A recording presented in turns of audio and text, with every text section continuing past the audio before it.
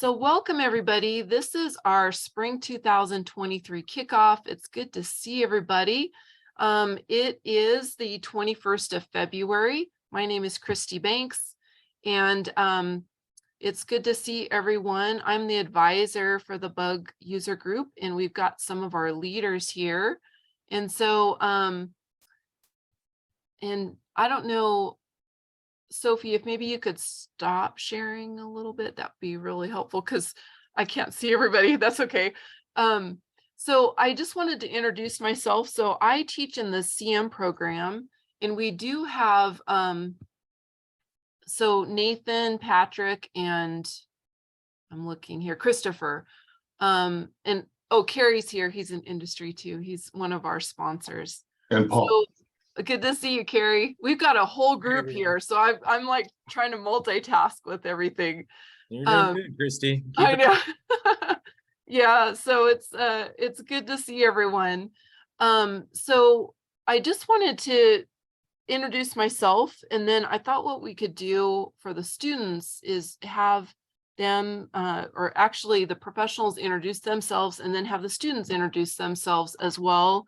And we'll do it pretty quick just to get to know everybody, and that way everybody knows some of the professionals that are on here as well. But I am the bug user group advisor, and so we have a leadership team that are called champions. So we have a number of the champions here today. And so it's good to see everyone. I actually am very partial to project controls. And so for those that are maybe designers or architects, that involves estimating and scheduling, and includes design as well. But technology is really near and dear to my heart. And so I teach a lot of the project controls classes in the CM program at Fresno State. We just recently started an AS program.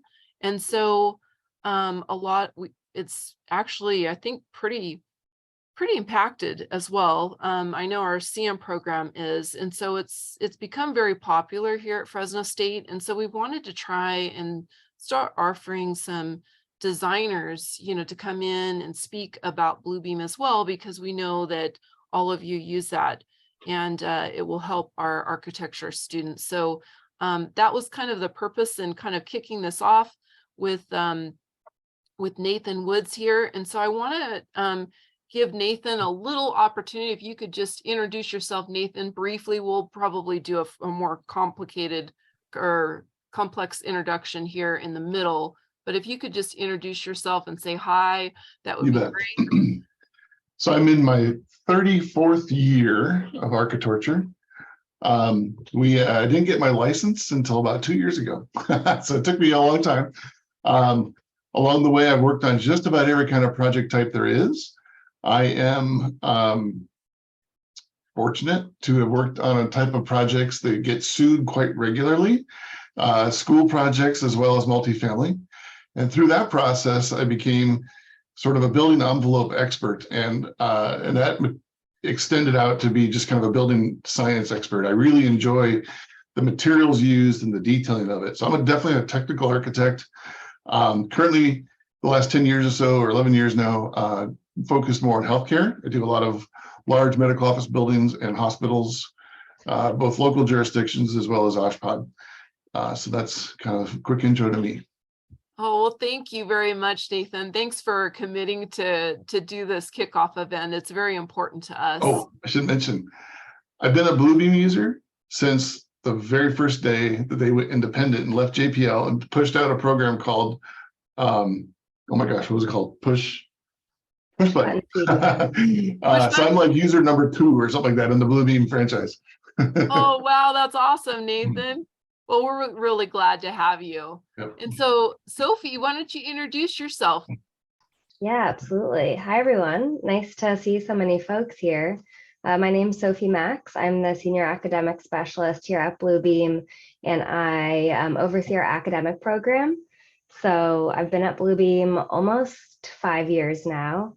And yeah, with the academic program, I do everything from providing free software to schools around the world to providing training and demos for students and classes, sponsoring student competitions and attending events, sponsoring scholarships, and getting to support student Bluebeam user groups like you all. So yeah, it's great to kind of get to do a little bit of everything, and especially work with this group at Fresno State, because you all are a great bunch and so dedicated to your education and your learning and your future. So it's awesome to see. That free use of the software is such a cool deal, because every architect and every contractor and every subcontractor and every trade use Bluebeam. And if you have any career or path that leads towards construction, mastery of this tool is a golden ticket. I agree, Nathan. Yeah, we just love it. And so our group has been, I think, going on now for about four or 5 years. And so it's really grown, and I would say not a huge group, but it's, our commitment to learning is just really great. So that's just been a plus. And so let's go ahead and introduce Carrie. Carrie, you want to introduce yourself, because Carrie is a very important piece to this for those that are students and professionals here. And so go ahead and introduce yourself, Carrie. Okay, thank you, Christy. Very similar to Nathan, I'm in constructatorshire. So have been since I graduated from Fresno State in about 2010. Been using Bluebeam pretty much for the past almost 8 years. I've been in the industry since 2010, but I've been working for Querying General as a project manager since about 2015. We use Bluebeam like crazy in our daily lives. I don't know how we do business without it before. I mean, we used to use this thing called Adobe, but I'm not sure what that is anymore. So, but no, I'm just really happy to see everyone here tonight and see a lot of familiar faces. So really happy I can be involved for at least a little bit. Thanks, Carrie. And Chris, do you want to go ahead and introduce yourself? We're kind of going through the professionals here. Sure. Chris Bradley. I work with SBA Architects. I've known Nathan for, 15, 16 years. I think 20. It's certainly a long time. He's taught me a ton. He was one of my mentors early on. And I think he's probably taught me more about Bluebeam than anyone else. I do mostly K through 12 work, do a little bit of multifamily and some higher ed, but school is kind of my bread and butter. And happy to be here to learn something new. Well, thanks, Chris. We're happy to have you. And Paul, why don't you introduce yourself? Sure, I'll quickly introduce myself. So I'm an architect. I'm based in San Diego, originally from LA. And I've been part of the industry since 2011. It was Nathan actually who helped me get my first kind of kickstart my career in healthcare. And I've been doing the architecture thing ever since. I'm a former plan checker. I was actually building official for some 5 cities and counties, and back in the architectural world. And yeah, once I saw this post on LinkedIn, I said, I'm in. Nathan and Bluebeam. Yeah, Bluebeam is an industry standard. Just do it. It's a Toyota Camry of software. Like, just learn it. Just do it. And if you don't, you're behind. So thank you. Yeah, that's all. That's awesome, Paul. Thanks so much for being here. Why don't we go ahead and introduce our bug leaders? So Matt, why don't you introduce yourself first? We'll just kind of popcorn style. Yeah, so hey everybody, my name is Matt Forney. I'm a junior in the CM department, and this is my going on second year on the Bluebeam leadership team.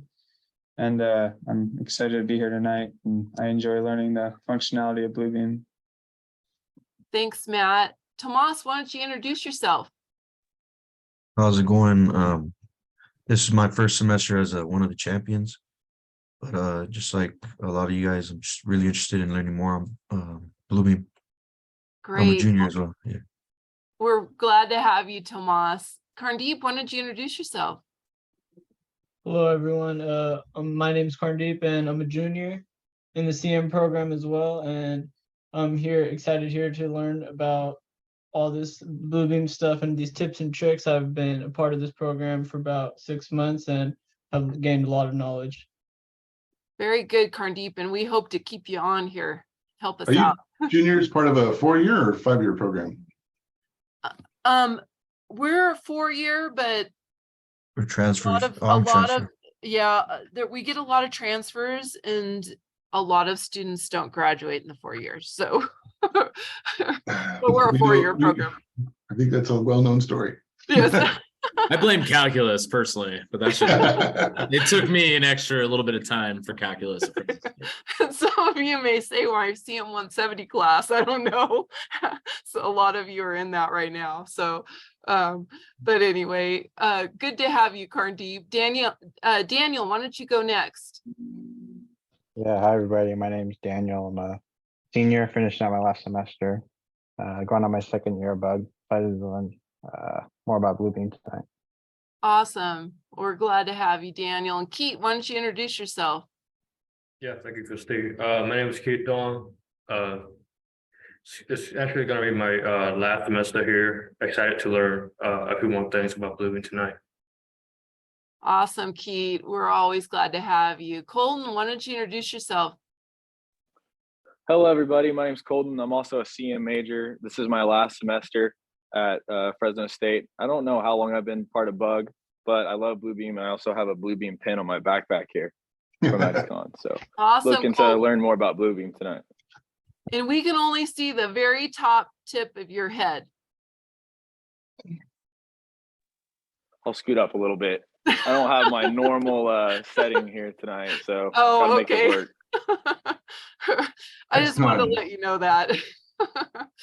And then I'm going to go through just really quick here. The people that didn't introduce themselves are students that are coming in here to learn more. So we've got Paul Perez here. Paul's in my CM 124 class. So it's good to see him. And we've got, is it Juan? Say your name again, Juana? Yes, it's Juana.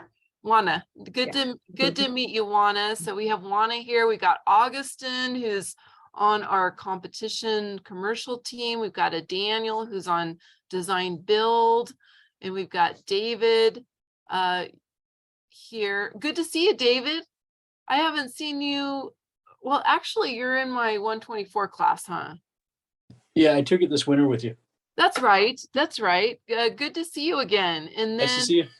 yeah, we've got Carlos Antonio here, and then we've got Antonio Santos, and then Osiris, I think what's her name? Osiris. Osiris. Yeah, so good to see everybody. So I'm gonna go ahead and segue now to Sophie Macks. And Sophie will go ahead and get started on our little talk more about Bluebeam and just what's coming up for Bluebeam, and then we'll segue into Nathan Woods. Sounds good. I'll go ahead and share my screen. And I'll just go through these slides pretty quickly. So yeah, welcome to the semester's kickoff meeting. Excited to be here tonight. We already got the welcome done.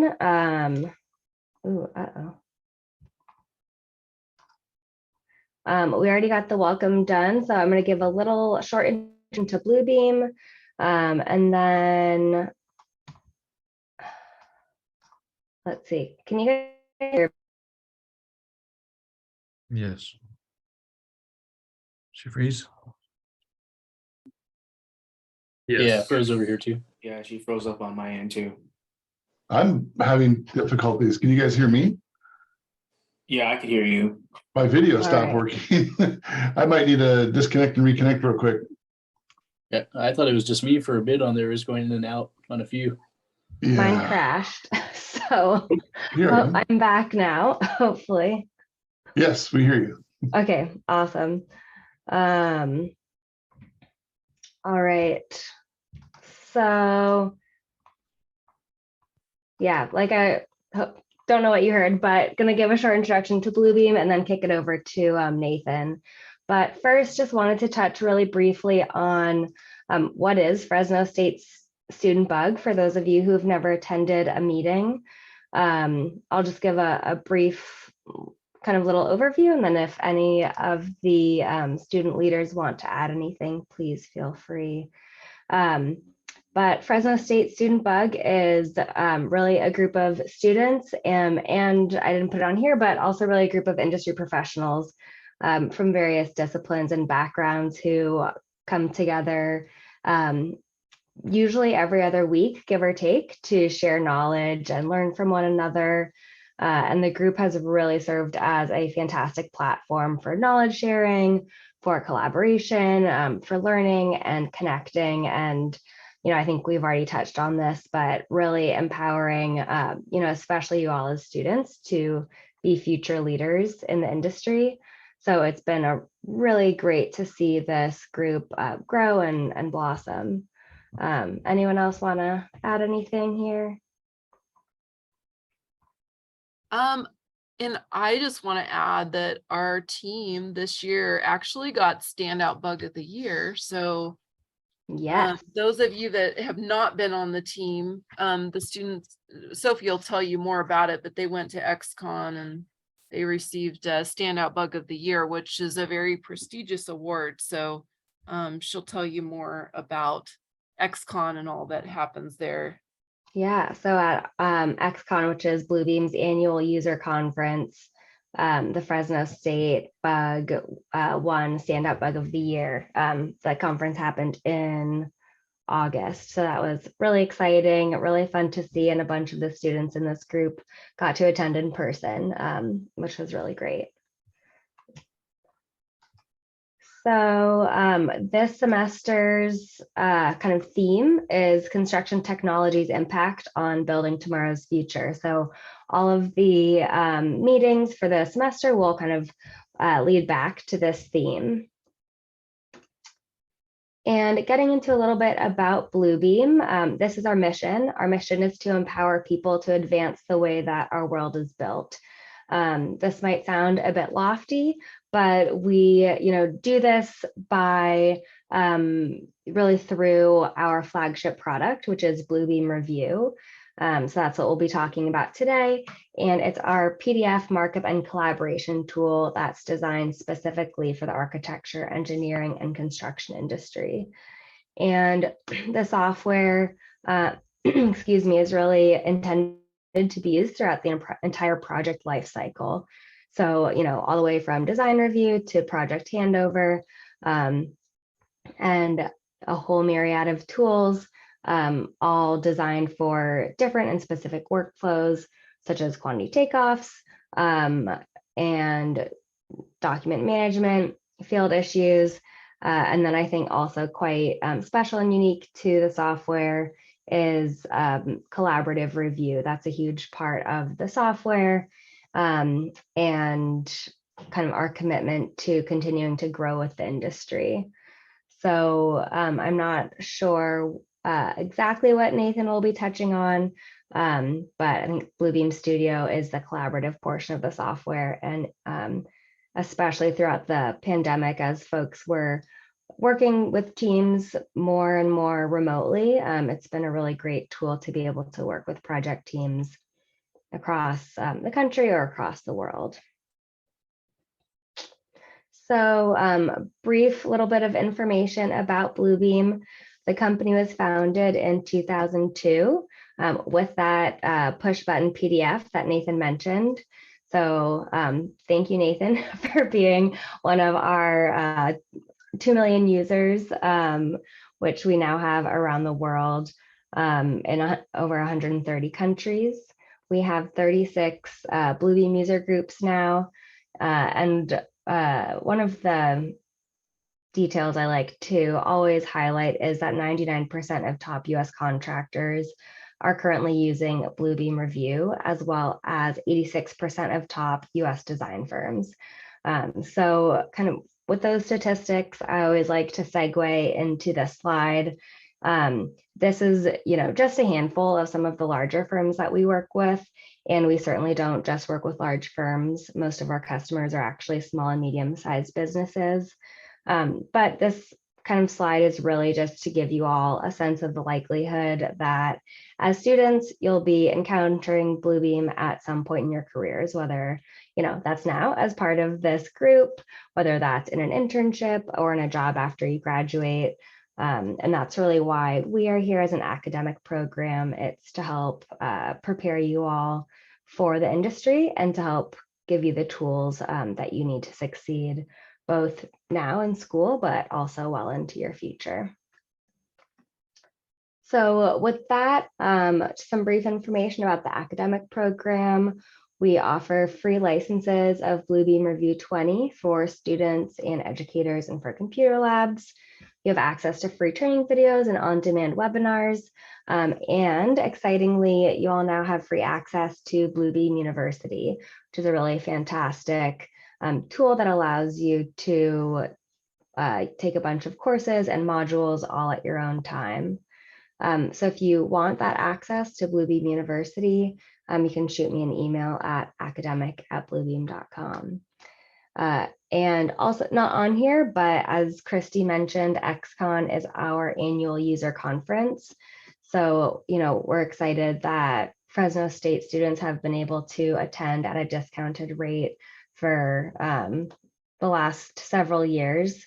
And it's a really great opportunity to get exposed to different topics that are important to the industry, more presenters like Nathan.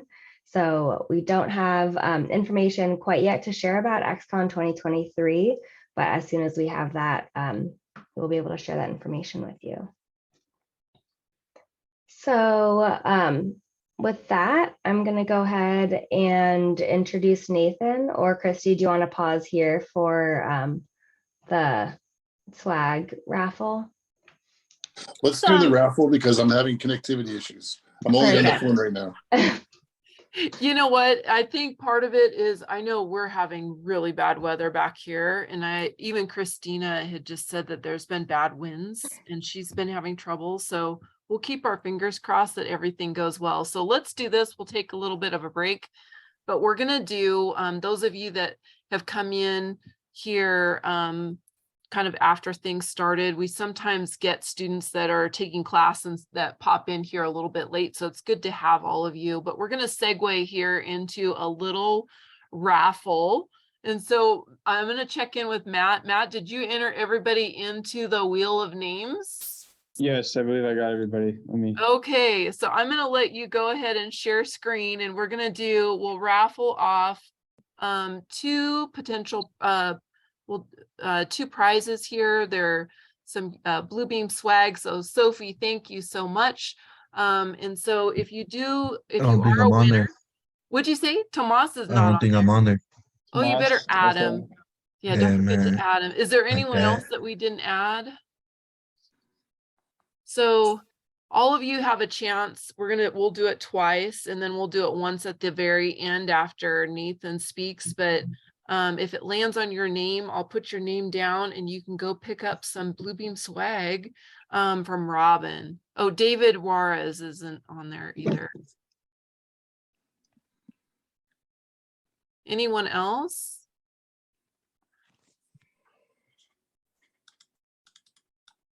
Okay, it looks like we have everybody. So you want to, and Ray Lopez isn't on there either. Christina's not on there either. We'll give Nathan a little bit more time here.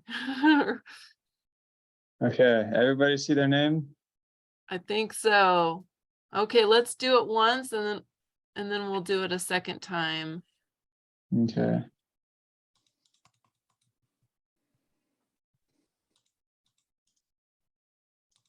Do you have your audio up too? Paul, all right. So Paul, make sure Robin knows that you'll be coming by. So Paul, if you can make sure to stop by her office tomorrow, that we've got a couple of swag gifts to give you. So Congratulations. So let's do one more and then we'll see if we can get back to Nathan here. Just to interrupt real quick, Nathan, if I saw that video link, I'm happy to share it on my screen. If you want to share your presentation with me via email, happy to share that from my screen as well. Yeah, we might need to do that. This is really, it's locking up my entire computer now. The Zoom app is just being unresponsive and I can't even force quit it.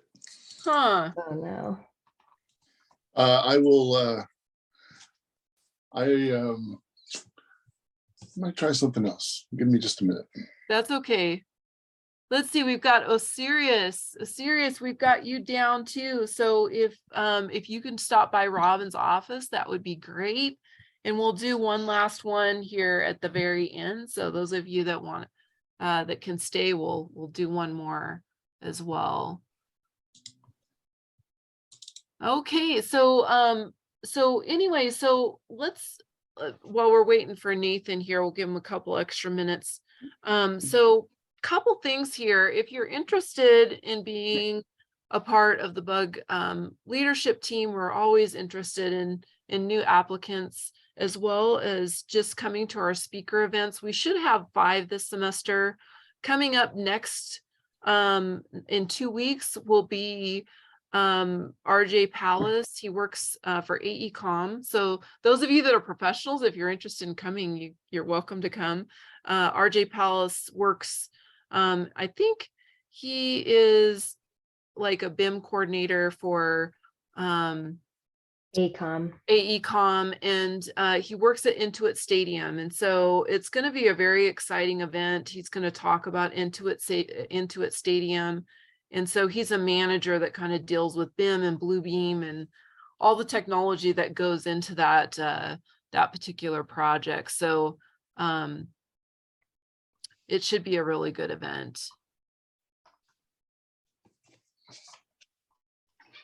Okay, so looks like, yeah, go ahead. I'm in the process of trying to print my PowerPoint PDF so I can send it to her. Let's see, Sophia, what's your email address real quick? Oh, I need restart. Yeah, weird. It's like a weird night. I know. My Zoom just crashed again when I tried to share my screen. So. Isn't that weird? You know, there's anybody want to switch over to Teams? I hate Zoom. Yeah, usually we don't have problems, but I think I know there's a big storm coming through the whole US, and so it could be just giving everyone a problem here. Nathan, I can introduce you, which will, you know, take a little bit, and then go into that video. Yeah, I need to crank this. My print turned out to be 120 megs, so let me do a quick file reduction. So let me give a preface for the video. One of the things I was going to talk about was a current hospital project that we just finished up. It's called Rancho Los Amigos Rehabilitation Hospital, and it is a County of LA facility. It's one of the few public facilities in the country that does sort of what the VA does. And it rehabilitates people with major spinal injuries or who are missing limbs and that sort of thing. So it takes people who are really hurt and over a course of years, puts them back together and teaches them useful skills, how to take care of themselves and how to go back into the workforce. So it's a true rehabilitation center. And the patients there, you know, they're not in overnight for a quick surgery. These people are part of the campus for quite a long time. And the staff are almost exclusively prior patients. So it's really an interesting hospital where everybody is in a wheelchair. It takes accessibility to the next level. And it was a really interesting design process because typically you have your public side of things that's accessible, and then you have the back of house side, which is not necessarily accessible. Like a good example is a casting sink. When if you break a leg and you got to put a cast in it, that sink is difficult to make accessible. if not impossible. So it's those kind of challenges that we encountered. And this project took about 4 years for us to build. And the video is a 2-minute video, but it shows the finished product. So we can show that. And then if I can get my slideshow printed out and emailable, I'll send it to you guys and you can share that and I'll narrate it. Yeah, and we can also too, once the project's done, we can do a little bit of an introduction of you and what you're doing there at Taylor Design, and then what Taylor Design does. We can kind of go through that because I think that'll be very helpful, especially for our students to hear. And so we can kind of segue into that if you're still having issues. So there's lots that we can do regardless. So yeah, I'm just getting the spinning ball of death here when I tried to join the Zoom.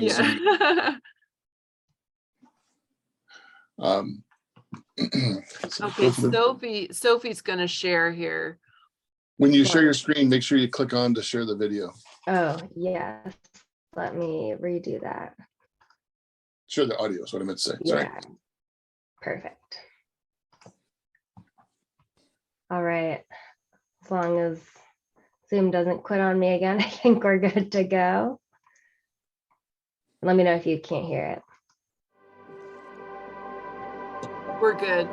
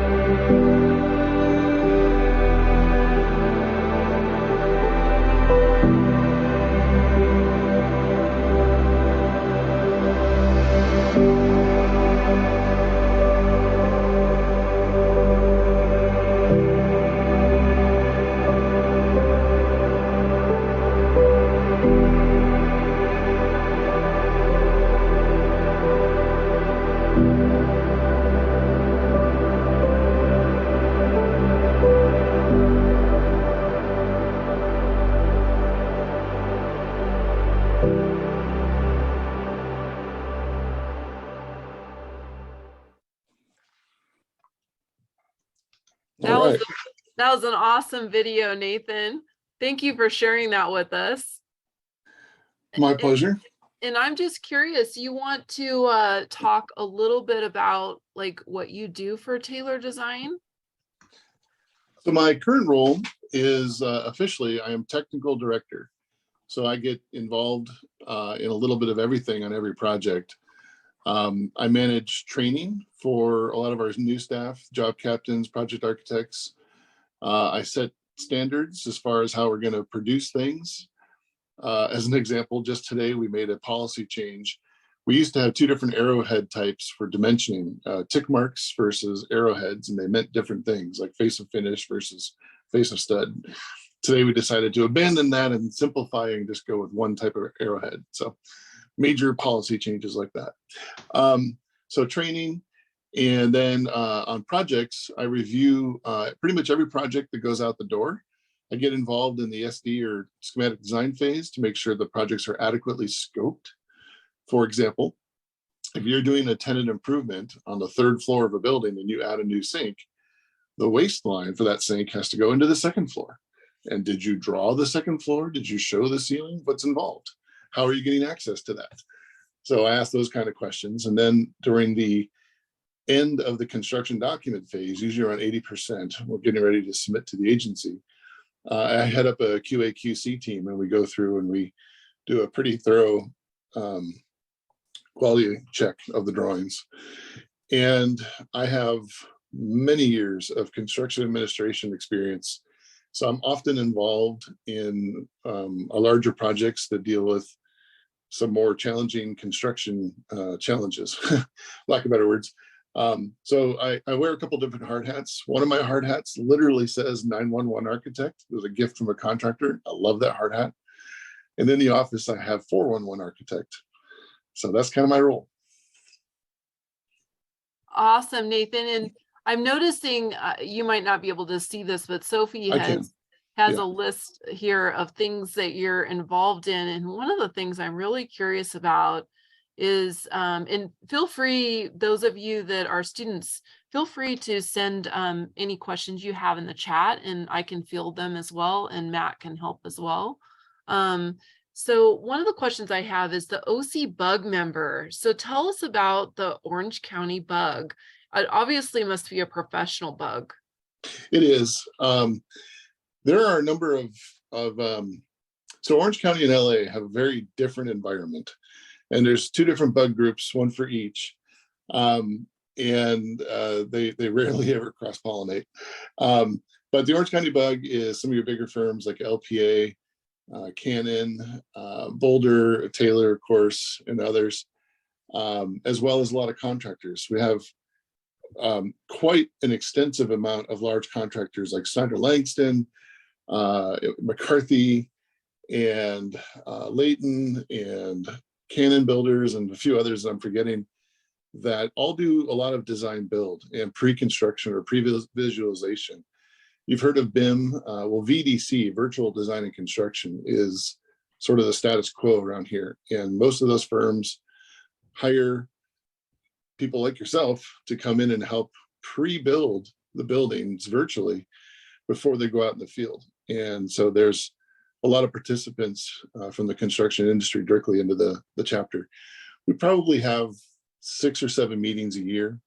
They're almost always hosted in a local office, one of the architects. Although, the pandemic, that's changed. It's been resurrected, which is nice. I think we had the first one just last week at a restaurant. But that's about it for OC Bug. I came into this group, the Fresno group, through a connection with the San Diego Bug group, which is, I think, a bit more active. And the leader of the San Diego Bug group is one of my fellow employees. Her name is Jen Timmons, and she runs our San Diego office. So that's how we got connected to you, because I think Jen connected with our bug leaders at XCon, and so that's how we got connected to you, I think. That is correct. Gary, you have a question? I do, actually. Nathan, I was curious, do you find that you have a better overall success rate on construction schedules when you do BIM collaboration?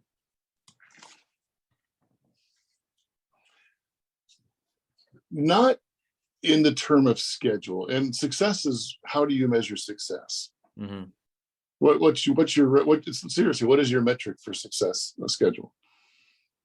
Well, obviously finishing on time.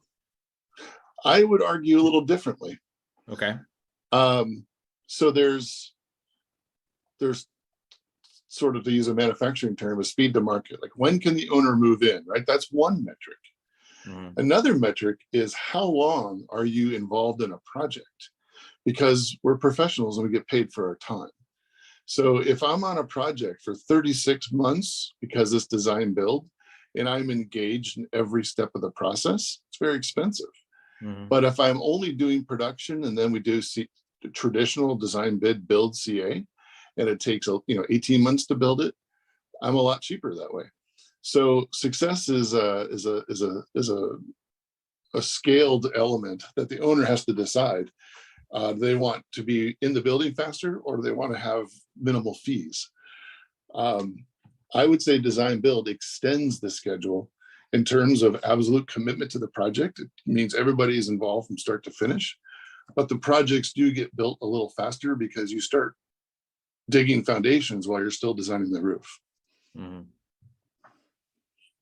Awesome. And that's so interesting, Nathan, because I want to tag on to that. We were just talking about this, our competition team students, because I've had a little different experience with design build, that a lot of times, when you have 100% construction drawings, you can hit the ground running and just go, where I've been on design build projects that have really taken a lot longer, because the design process is a part of the building process, so do you find that they go faster, or? No, not Okay. necessarily. It's just that there's the benefits of design build is that you get everybody's expertise. The architect and the engineers don't have to guess how the contractor might want to build it. The contractor's on board early and can influence the design. And I'll give you an example. I did a project where it was a 3-story automotive museum that was basically a parking garage with the museum on the first floor and automatic service bays all around the perimeter. And we set the height at like 14 feet or whatever it was. And the contractor said, you know what? If you raise it 6 inches, I can fit a standard scaffold in that first floor bay without having to modify the scaffold. I can save $100,000 on scaffolding and only spend $10,000 more on concrete. That kind of input's really invaluable. So design build can accomplish that. But what it does take away from the story is that I don't work for the client anymore. I work for the contractor. And the contractor is really only interested in making the building cheaper, not better. And so if the owner may have wanted a decision, A or B, the contractor is going to choose A every time, whereas the owner may have chosen B, but I don't get to ask them because I work for the contractor. So, sorry, I'm trying to reboot my computer. There's pros and cons. I think the best delivery method out there is design assist. We hire the contractor to do pre-construction services. We get their benefit of their input, but we're still responsible for the design. We still work for the client, and we still represent what's best for the building, not just best for the contractor's profit. I like design assist a lot. Interesting. Coming from the general contractor side, we do a lot of design assist as well, but also we've been moving more into design build. So I definitely know where Nathan's coming from. Like, they do tend to work for us, but I can say from our side is we are more client focused as one of our core values. We're not all about profit. So I hope we know that. But I was going to say, not every company is that way, though. I think there's a huge impact that comes from that. Just towering on top of what Nathan's saying is the client actually gets more in the fact that they get to bring the contractor in a little bit earlier because there are more services that can be provided, which is like cost effective, thoughts and, VE evaluation in design that may not be accounted for. So he has a lot that what he's saying actually makes a lot of sense, and I'm kind of living some of it right now. So I definitely know where he's coming from. So thank you, Nathan. I appreciate what you're saying. I'm right in line with it. You know, and to tag on with what you're saying, Carrie, I was just, in fact, Matt was talking about this today in our group chat for the commercial team, and I was telling them it's really important to understand which PDM, you know, which project delivery method you are using before you even start the project, so that you can tackle that project or the schedule in a way that's appropriate for that particular project delivery method, because they're all different. And if you don't understand that going out into the industry, it can be very confusing. So there's a lot more that are being developed as time goes on. Yeah. Yeah. But definitely, like, design assist is one we've been doing for years, which allows our, you know, a lot of pre-con to happen on like the contractor side, to kind of, you know, wave our hands up saying, hey, we have problems here before we get into contract. And they tend to go pretty smooth. Well, I wouldn't say pretty smooth, but smoother than most. So great. Well, Nathan, it looks like you might be in business now. So you want to take it from here?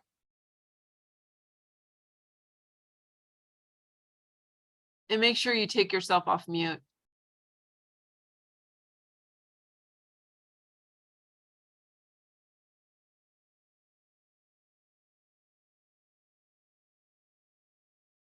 We're still not hearing him.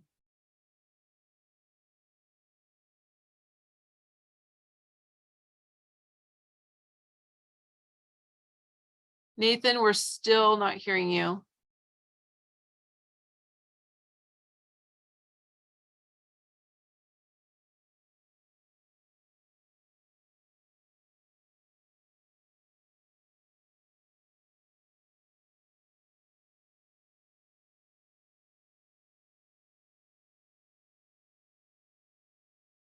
Chris, are you getting any feedback from Nathan? I haven't yet. I'll give him a call right now and see if we can get a hold of him that way. Yeah, I don't know. We're having technical difficulties here. So let's. How about now? Can you hear me now? Yes. And I can see you now too. Can you hear? You can hear me? Yes. And I can see you. Yes. Well, sort of. It's a different camera. Everything just died, so I don't understand. Okay, so yeah. let me try again to share my screen.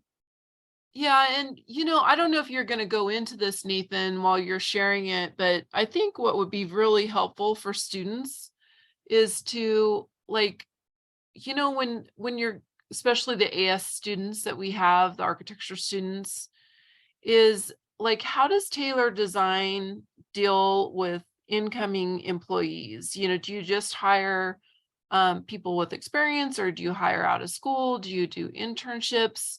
What would the trajectory be in Taylor Design? We absolutely do internships. We have 5 offices across the state: Sacramento, San Francisco, Los Angeles, Irvine, and San Diego.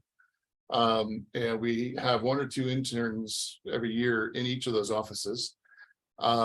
And then we hire at every position level, from entry level after graduation, all the way through to, you know, we've hired some people who are in their 60s and looking to retire because they have all that experience. So we're pretty opportunist. If you've got the talent, we're willing to bring you in. We are very entrepreneurial as a company. We're a self-owned company, so every employee gets shares in the company. And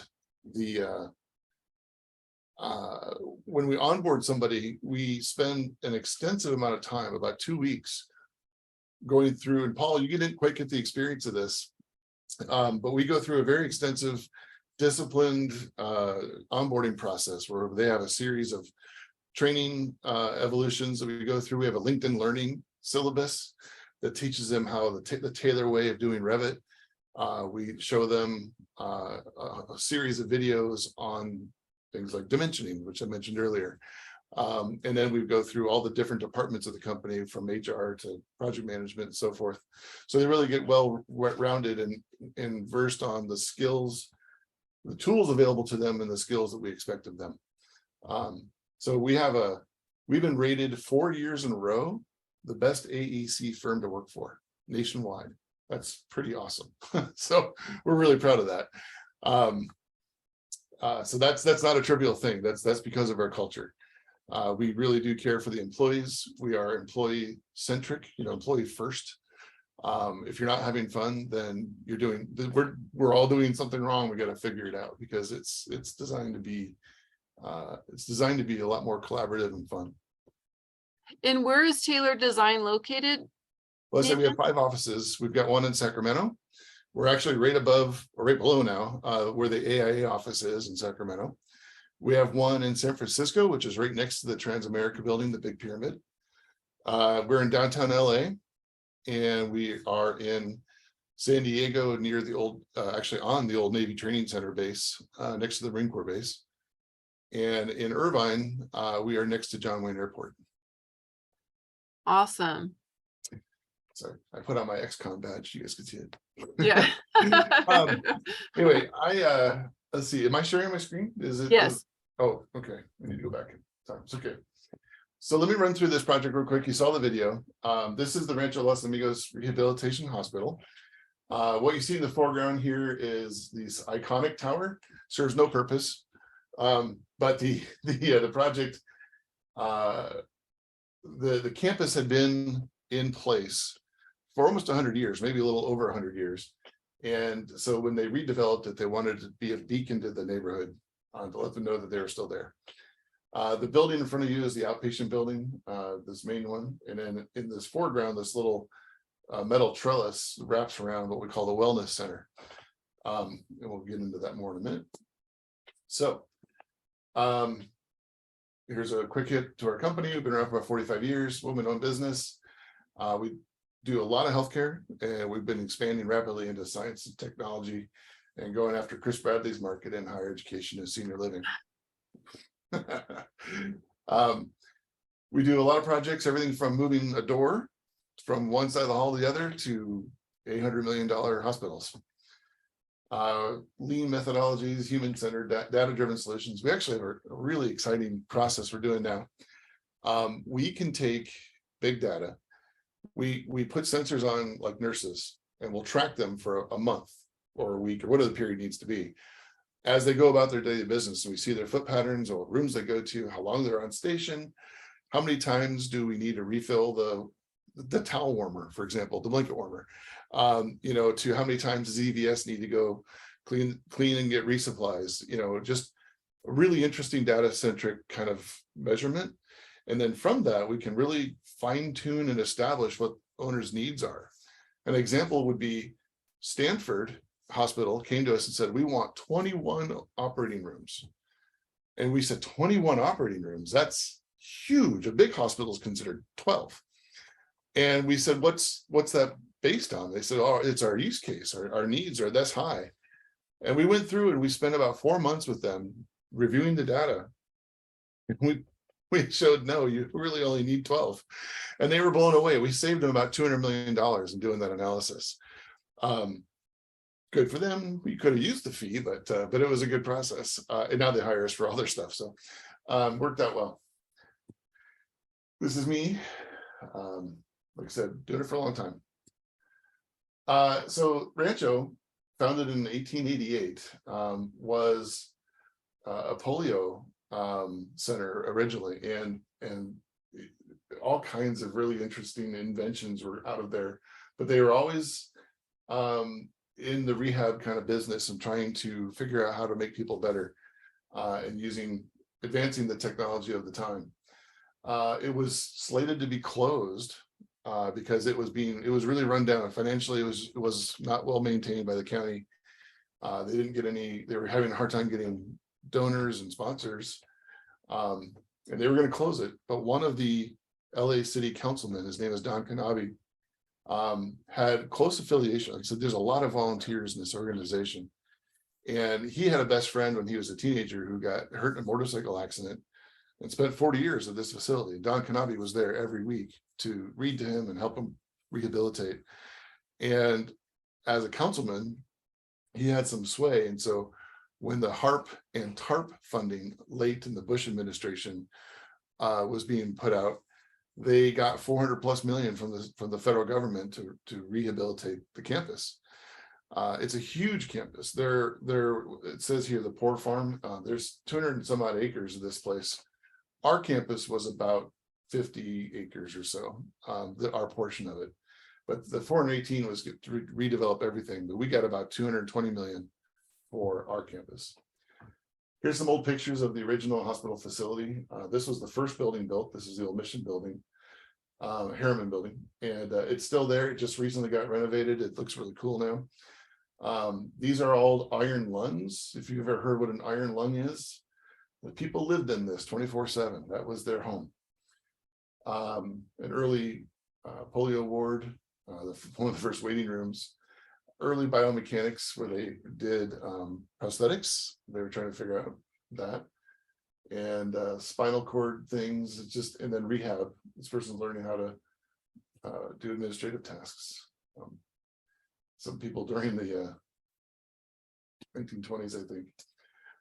This is the project team. Big project, 220 million.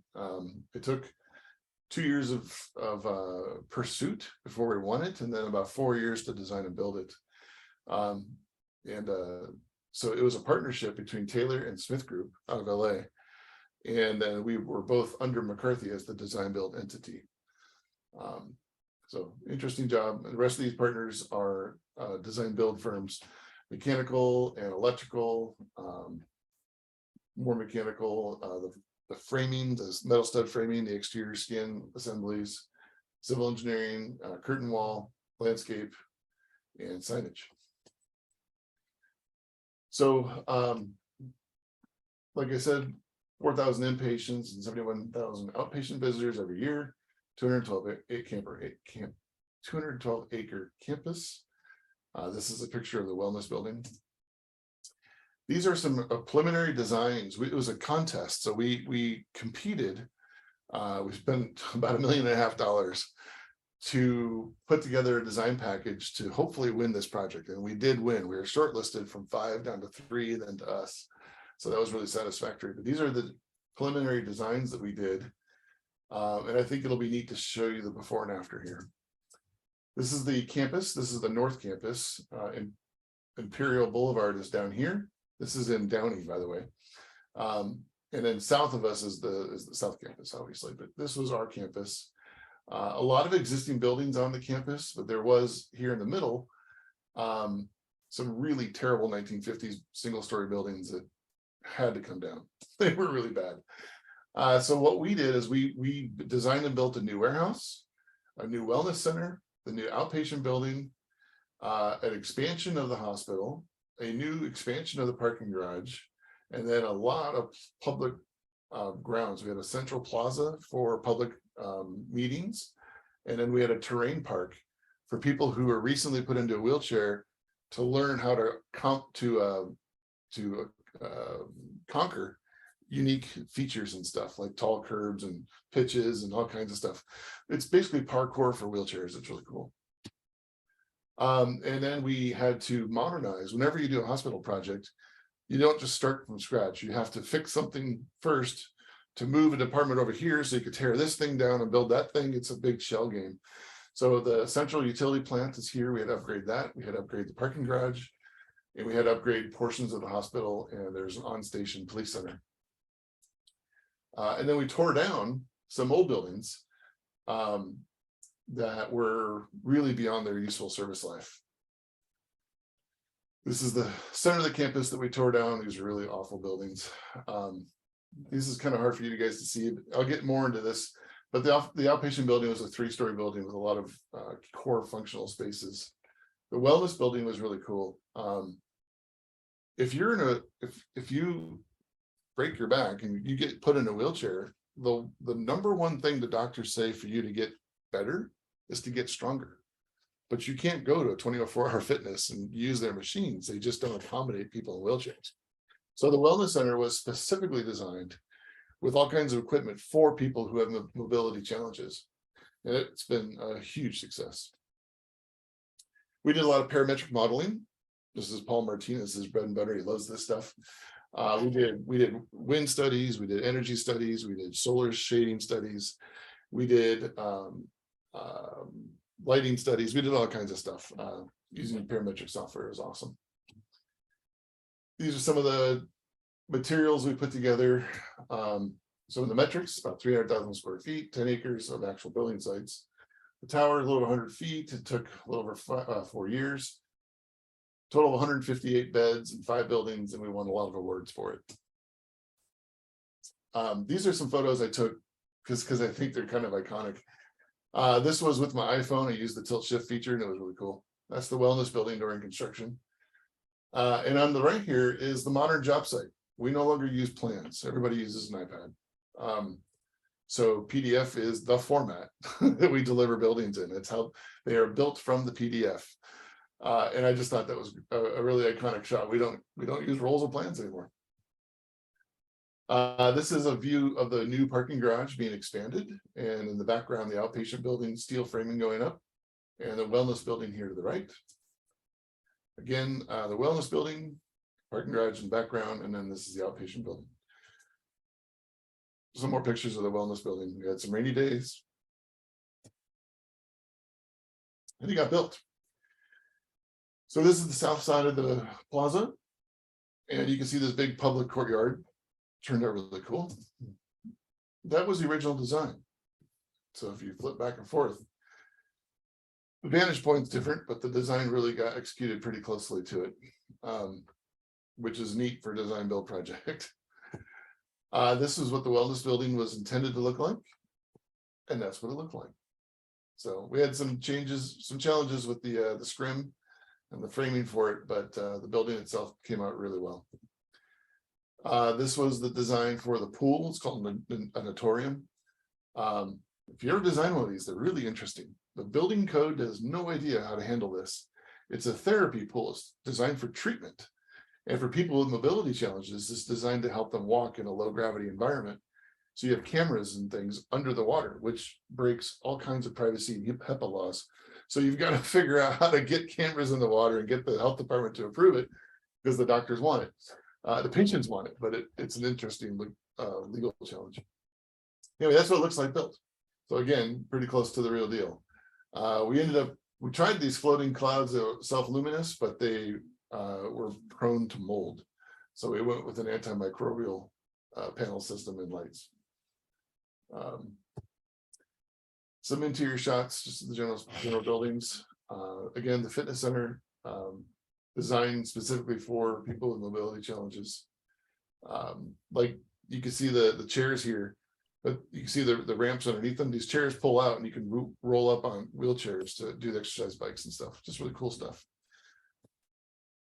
This is the early design. This is the concept in our proposal for this project for the main concourse down the length of the outpatient building.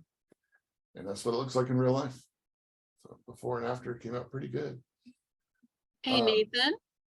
Yeah. I'm kind of just asking a question. Hopefully it's not a dumb question, but you're showing the before and after. What's involved in all of the changes? Is it something that you guys do or the owner wants, or how does that? Yeah. So a factor of everything. So we received a program. So there was a document put together by a preliminary team. The LA County commissioned somebody to do a sort of a master plan, and they put together a scoping document. Here are all the things the building should be able to do. There's a 797 page long document that was my Bible for 4 years as I designed this thing. But it didn't tell us what it looked like. It didn't tell us what kind of finishes it had to have. It just had to be durable and it had to have the following departments and circulation and this kind of stuff. And it told us how big the rooms had to be and some of the equipment that was in the rooms. But when it came to the look and feel, we had a vision, and this is what you see. But then when we got to we won the project, and then we sat down and said, okay, what can we afford? Here's the budget. Can we afford this wood paneling, for example? And the answer is not on the walls, but yes on the ceiling. Can we do terrazzo? Yes, we can do that. Can we do aluminum collar covers. Yes, we can. It was all about reconciliation between the design and the budget, and then meeting with the users and the end users. We had 5 different clients in this job. We had the County of LA, the District of Department of Public Health, who used the District of Public Works to manage the project. And they subbed it out to Jacobs to be the construction manager of the job. And then there was the local hospital campus itself, the Rancho staff. So then we had the city council office who got the financing. So we had 5 different owners, all stakeholders, who had a say on what it looked like and what materials we could use. So it was really a political negotiation at the end of the day. Again, that's what it looked like. That's the other view looking the other direction. So the main monument stair and the cloud ceilings and the large 2-story curtain wall and all the scrim and everything, it just turned out really well. It has fantastic lighting and a lot of energy in this concourse. On the back side of the building, there's another 2-story volume. That is the recuperative training thing. You can't quite see it so there's a track along the ceiling. And that's a moonwalker. It's kind of cool. It's a suspended, I don't know if you ever had kids, you had really little Johnny jumpers that hang from a door frame and the kids can bounce on them. Same thing for adults. But they learn how to walk, strengthen their legs.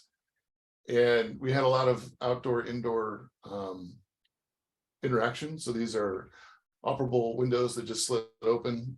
We had a whole bunch of them on the length of this glass wall. So this was as much indoors as outdoors as possible. We had a chapel inside the building. And how do you go to the dentist if you're in a wheelchair? You ever seen that big chair in the middle of the dentist exam room? We had to reinvent everything. So we had these stations for dental. We had a lot of imaging spaces. We used an extensive amount of color for wayfinding and navigation. Again, that's the main concourse. Resource rooms. It's interesting. We spend an inordinate amount of time learning what the ADA clearances are for wheelchair design. Top of the counter has to be 30 inches. The bottom of the counter has to be 27 inches clear. It goes on and on and on. And this facility told us no. We're like, what? They said, no, we don't want that. We're like, but everybody's in the wheelchair. They said, yeah, but a lot of the wheelchairs we use are powered wheelchairs and they're bigger. They don't fit normal wheelchair clearances. So we got a special exemption to build to a totally unique standard that accommodated a more modern wheelchair. The code is 10 years behind on that. Really interesting. We had a gift shop. And then the outdoor grounds are all about therapy gardens, recuperative gardens, healing gardens. There's different types of things, different areas around the campus. It's the back of the building where the rehab rooms are. There's an office complex or convention center complex, the hospital in the background. Even like the planters here are wheelchair accessible, right? You can roll up underneath them, get your cane detectable barriers. And then the planters are designed for the patients to be able to do their own green work. This is the screen. Yeah. I have a question in regards to ADA. How for the students, because I know in my classes I talk about the ADA requirements, but how, as students, should they know the requirements for, designing of them? You need to know that they influence virtually everything we do for public design, because it's a law. The building code, chapter 11B of the building code, defines what you have to do, but the why you have to do it is actually a civil law. The ADA is a law passed by the government, so you can be sued for breaking the law if you don't have a code compliant design. You can't be sued for many other things related to civil law in architecture, but ADA is one of them. So you should be cognizant of it. You should know chapter 11B of the building code. You don't have to know it chapter and verse. It is written down. You can look at it, but you need to know where to find it. And that goes for both architecture students and construction? Everybody is responsible for it, yeah. There was, being a public facility, we had a percentage of our construction cost was dedicated to public art. There are some kind of interesting pieces. These images on the left and the center are prismatic. And as you walk past them, they change. And you might have saw that in the video where this big skeleton thing becomes a tree of life. And inside these pictures, there's all kinds of interesting things like brain scans and whatever. It was kind of bizarre. One of the conference rooms, again, some of the imaging. This is a CT machine. It's the first one in the country like this particular machine. It came from France. This is a procedural or hybrid OR. So it's a procedural CT. They actually do open body surgeries in this room. So we had a whole separate function or focus on sterility and cleanliness and scrubbability and all that stuff. In addition to the imaging and shielding and positive and negative pressures and all that stuff. Just kind of a picture of the massing of the building. It turned out really well. Got the canopy drop off and pedestrian access to the garage. It's all covered.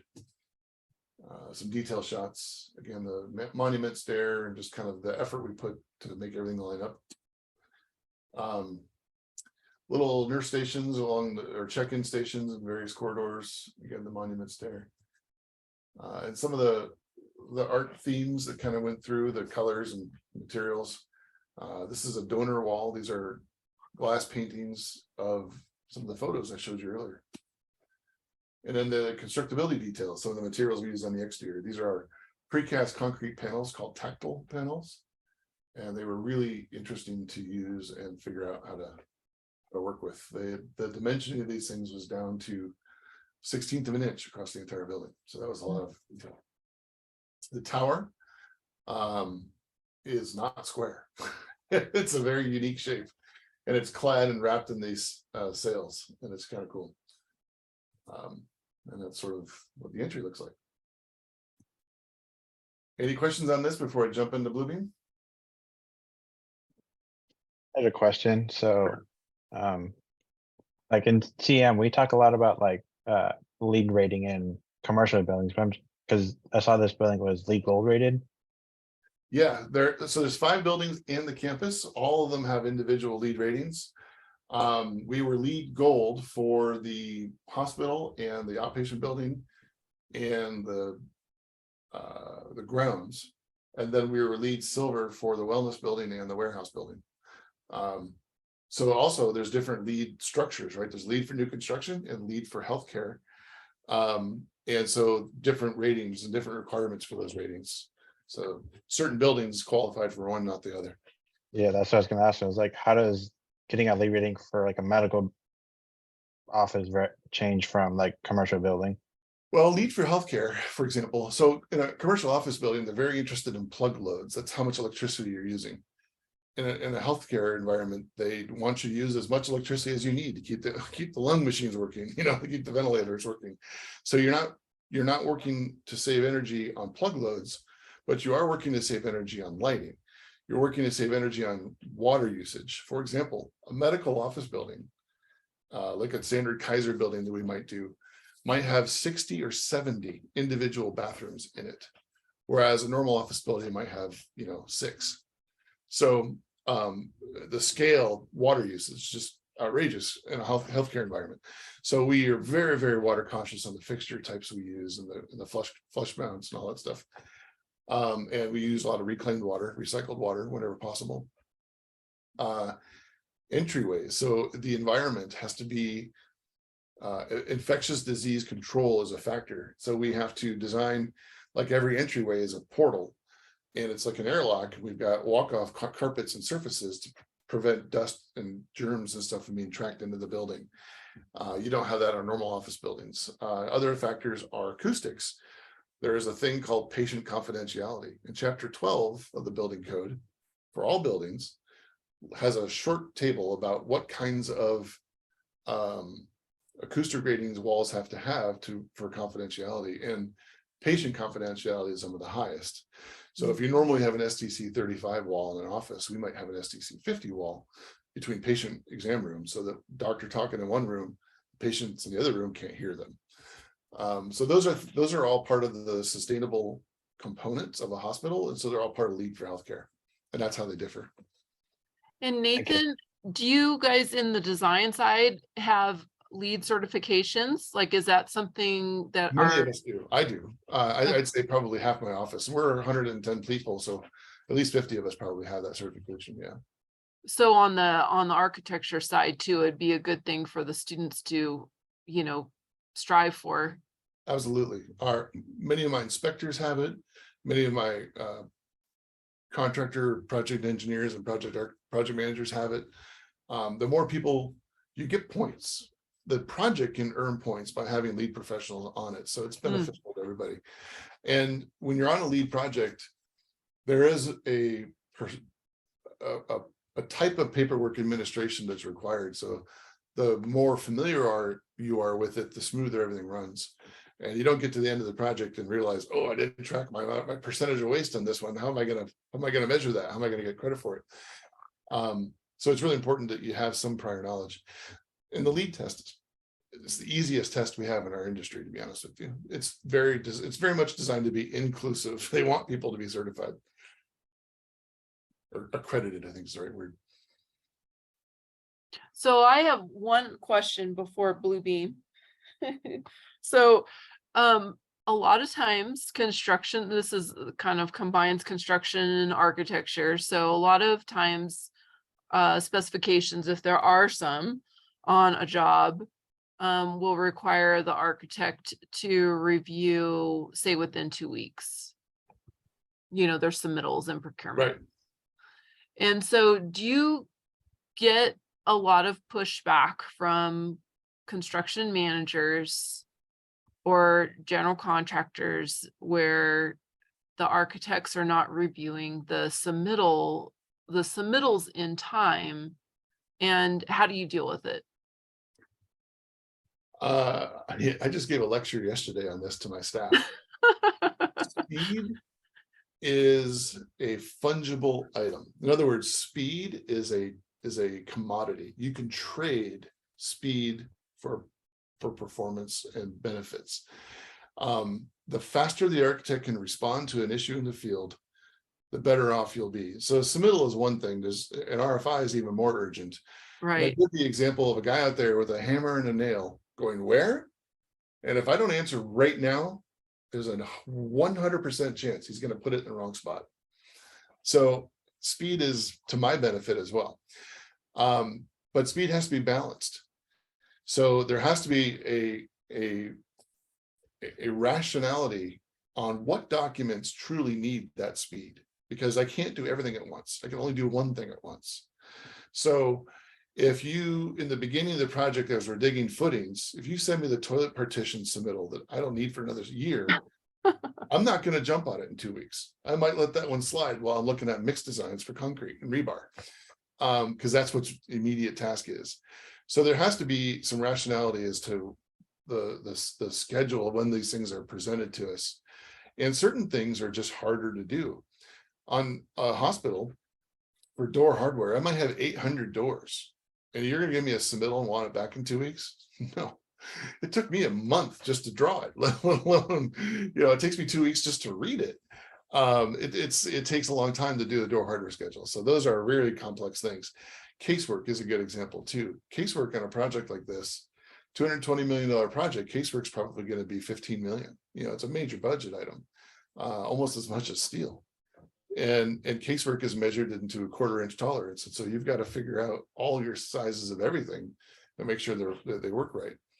And what's in delivery of casework, how long does that usually take on a project?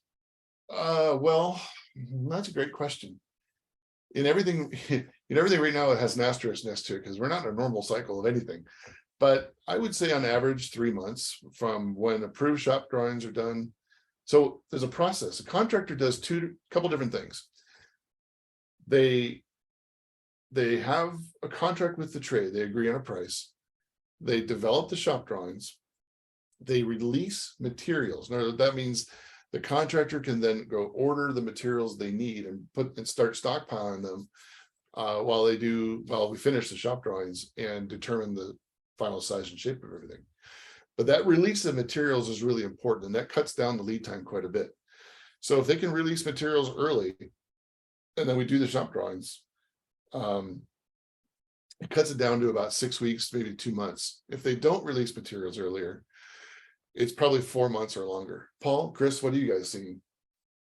Yeah, interesting question. Millwork, casework. Yeah. I was at a multifamily project in downtown, huge project, and we ended up doing it kind of piecemeal. I guess to answer the first question is we have a submittal log from the contractor, right? And we negotiate, like Nathan said, like door hardware, that's going to take a while. But other more mundane things, we put them off, 2 to 3 months, not a big deal. It doesn't affect schedule. You can also piecemeal it, building 1, millwork, let's do it. Building 2, building 3. Right. It really depends. And that's why you'll generally have a weekly OAC, owner, architect, contractor meeting, and you're negotiating all the time because things are always changing. This was important. Now this is important. And now this is important. And you just have to be super flexible in that regard. So long as all parties understand that things are always changing and that, hard and fast rules, they don't really work in construction. They just don't. So as long as everyone knows, that we can all be flexible, then it's really a lot more manageable. But if you hold people hard, fast, and true to contracts, expect it to be a really painful project. Things just don't work that way. I can tell right away if the project's going to go smoothly or if it's going to be a battle based on the quality of the submittal process. Yeah, absolutely. Whether the Amen. contractor's done their job in putting together a good submittal, Yes. whether the sub in that case, and whether the GC has read the submittal and understands the contents of it before they submitted it to me, and whether or not they're trying to sneak one past us by not clouding the deviations and not kind of hiding them. We have to discover them, or if the contractors rely on me to be their quality control. There's a lot of factors, but a good submittal process, that project's going to be awesome. It's always been that way. It's the mundacity, the mundaneness of good paperwork, but it's so important that if you have a good running team, that's going to have a healthy submittal process. And Yeah, it's interesting. Go ahead, Paul. Oh, I was gonna say, if I may speak to the contractors, don't put your junior staff responsible for the submittal process. Just don't. Please don't. It's gonna hurt everyone. Trust me. Everyone will pay.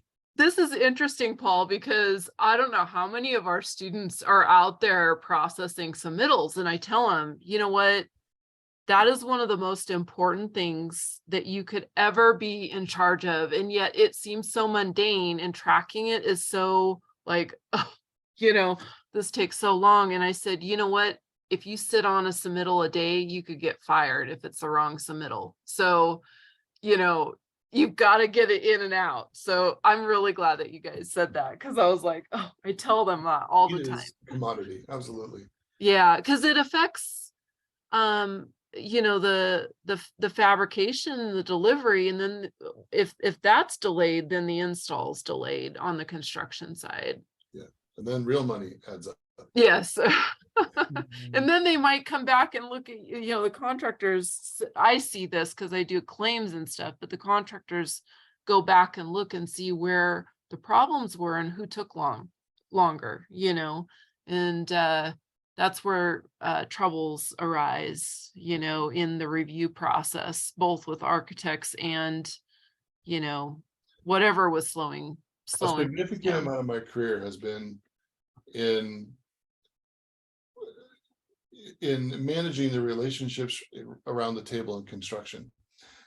There's generally 4 people who sit at the table who make all the difference in the world. There's the owner, there's the architect, there's the contractor, and then the construction manager. And those 4 people, if they get along, that's great. That's rare because they all have competing interests. So sometimes you align with one person and not the other. Sometimes you might align better with the GC and everybody's against the CM. Or sometimes everybody hates the owner. or sometimes the owner and the architect hate the contractor. It's really, it's all about managing those relationships, those 4 people. There are hundreds of people involved in a project at any given time, but it all boils down to the performance of those 4 people at the table. And to be honest, after doing this for a while, I could take any one of those roles. The difference is that as an architect, I only argue with the contractor, one person, a little bit with the owner. The contractor argues with hundreds of contractors, subcontractors. So they argue with everybody. And the CM, well, they just point fingers at everybody. really figured out what CMs do. I'm just kind of joking. But no, it's really the dynamics of the people at the table make a huge difference. And and you don't have to get along, but you do have to be professional at all times. Well, and I think too, Nathan, it depends on the project delivery method, that you're working with. I think on the contractor side, a lot has to do with relationships based on a lot of things, but I've seen sometimes with the project delivery method. And actually, Augustin asked a question here and Paul answered it. And I think it's important to point this out to all of you. So Augustin asked, do submittals get submitted in piecemeal or as a package? And Paul said by default, we were supposed to get complete packages, but you can make arrangements to piecemeal the submittal. So I've reviewed a lot of submittals. A lot of times they'll submit, or try to submit all the steel together, or try to submit like the MEP submittals together, but they're Steel's big a great example. I don't want the entire steel package, and I'll tell you why. It's on a big building, the steel package is a couple 100 pages long. What I want first is the layout drawings, and that's like 4 or 5 sheets. And it shows me where their center columns are, where their anchor bolts are, the size of the base plates, but and maybe some heights, top of steel heights. If I can do a dimensional check to make sure that they understood the building correctly, then they can do what's called the piece drawings, where they detail each individual piece of steel. But I would rather not them waste printing a 200-page set of drawings if they got to go back and modify 50 or 60 sheets of steel. Let's get the layout drawings done first, and then they can do the piece drawings. And as an architect, I don't really care about the piece drawings. Those go to the structural engineer. I only really care about the layout because it's my building and my dimensions. But the team needs to split it up. And we're now getting sophisticated enough where the structural engineer is doing their work in either Tekla or Revit, and they'll export the model directly to the steel fabricator, who takes that model and verifies the dimensions against the architectural model, as opposed to starting from scratch. And it speeds up the process quite a bit. But and they're even going a step further where they're fabricating directly from the model. They're just skipping. I had a project that was fast-tracked. The structural engineer reviewed the steel fabricator's Tekla model and approved it digitally. And we never had a shop drawing once. We just did it all in 3D model. And they fabbed it with it's called an idea machine that basically printed the steel, and it shipped out and worked out. It was amazing. We had like 3 welded connections that we had to fix instead of bolted, because the bolt holes didn't line up. Everything else is perfect. And sometimes on the contractor side, schedule will drive a particular portion of the submittal. And so they might, or an RFI, where they might need an answer in order to get it fabricated and delivered quicker. Supply chain issues right now could affect submittals, on what, if you might have to split apart a package. Well, I mentioned VDC, virtual design and construction. A major function of a building, normal construction, steel and concrete, right? Concrete elevated decks. They put inserts in the slab to hang all the ductwork and piping and everything. So the inserts go in before the concrete's poured. So we've pre-flight and designed the entire thing in 3D so that they can locate all those inserts into the deck before they pour concrete. And then when the ductwork shows up, it fits where the hangers now are. It's a very, very linear process that has to be done early in the job. So that was a great question, Augustin, because there's lots of things that affect it, So Nathan, we have about 20 minutes or so. Okay. We might have to have you come back. Maybe Patrick. I will go fast. Yeah. My goal is to show you a few things or a few usages of Bluebeam that may not have occurred to you or may be really handy to you while you're in college or learning. And hopefully they're not the stuff that you see in the Bluebeam videos on YouTube. So that's the goal, is to show you something new. I'm still sharing my screen, right? Yes. Okay, so let's start off with a research paper that you took a photo of, and or you got a crappy copier in the library and it got garbled up, and somehow you got to convert this into text. I show this to my staff all the time, and every time I do, they go, whoa, it's like, I showed you this. This isn't new, but they always think it is. Under document, there is a page setup tool. And you say, yeah, I want this document, but in particular, I'm going to say this page, current page. And there's this tool called Get Line. You guys ever heard of this tool? Raise your hand No. if you have. Okay, Get Line, real simple. Pick it. Click on the line. Say okay. Bam. It de-skewed the page. Paul's shaking his head. Paul, you know this tool. Not that one. Did you know it, Paul? No, I do not. I know that's pretty nifty. How are you going to do OCR on us real quick? Like any kind of document, whether it's a scanned, 30 by 42 drawing, or it's a copy of the phone book, whatever it is, it's here. Now, those of you who are in school who get the free versions of Bluebeam, you can do OCR, which is awesome. So this right now, if I were to pick the text button, I cannot select this text. So I'm going to go to document, go to OCR.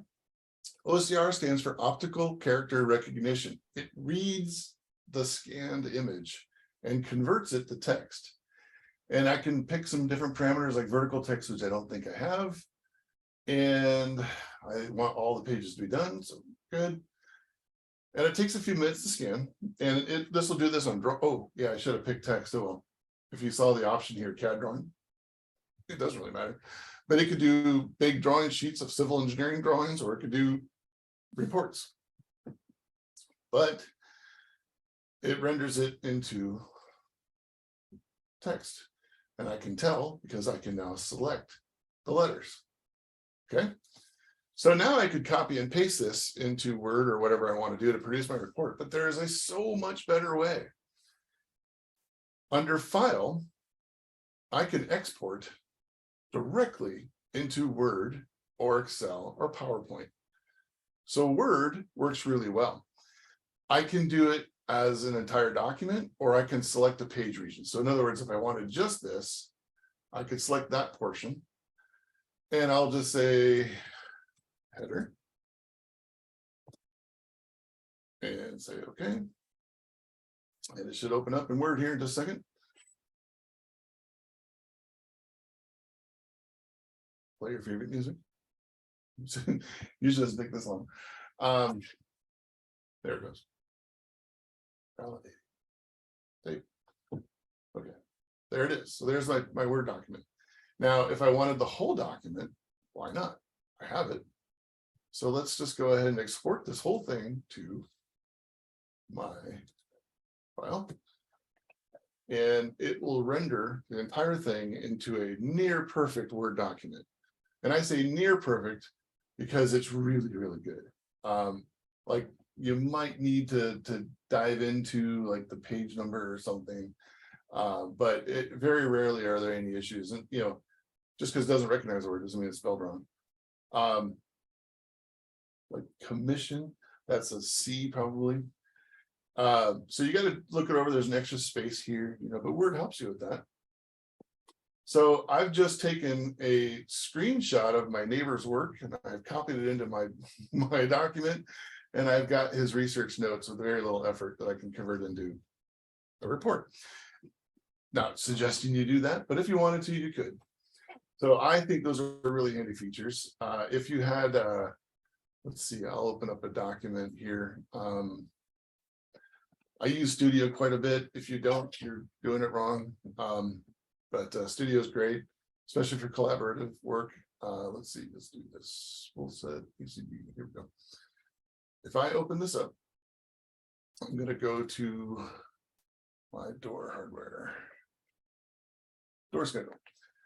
So this is, it might be a little messy because I got a lot of notes on this one, but this is a table, right? So let's try that trick with Excel. And I'm going to do a region. I'm going to try to, I don't know what it's going to do with all the clouds and stuff. It may be a little messy because of that, but we'll find out.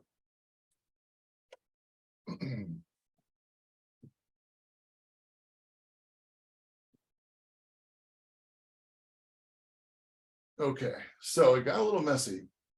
There's a way to spread out the columns, and I forget how to do that. Did you double click it? Somebody remember how to spread out your columns? I don't remember. But if I were to spread this out, I could rebuild this spreadsheet pretty easily. But all the data is here. Oh yeah, so, and let's just make it bigger. Let's go 200%. So all my doors are here, my columns are here. I just got to figure out the spacing. And there's other ways of doing this. That may not have been the best example because there's so much markup on it.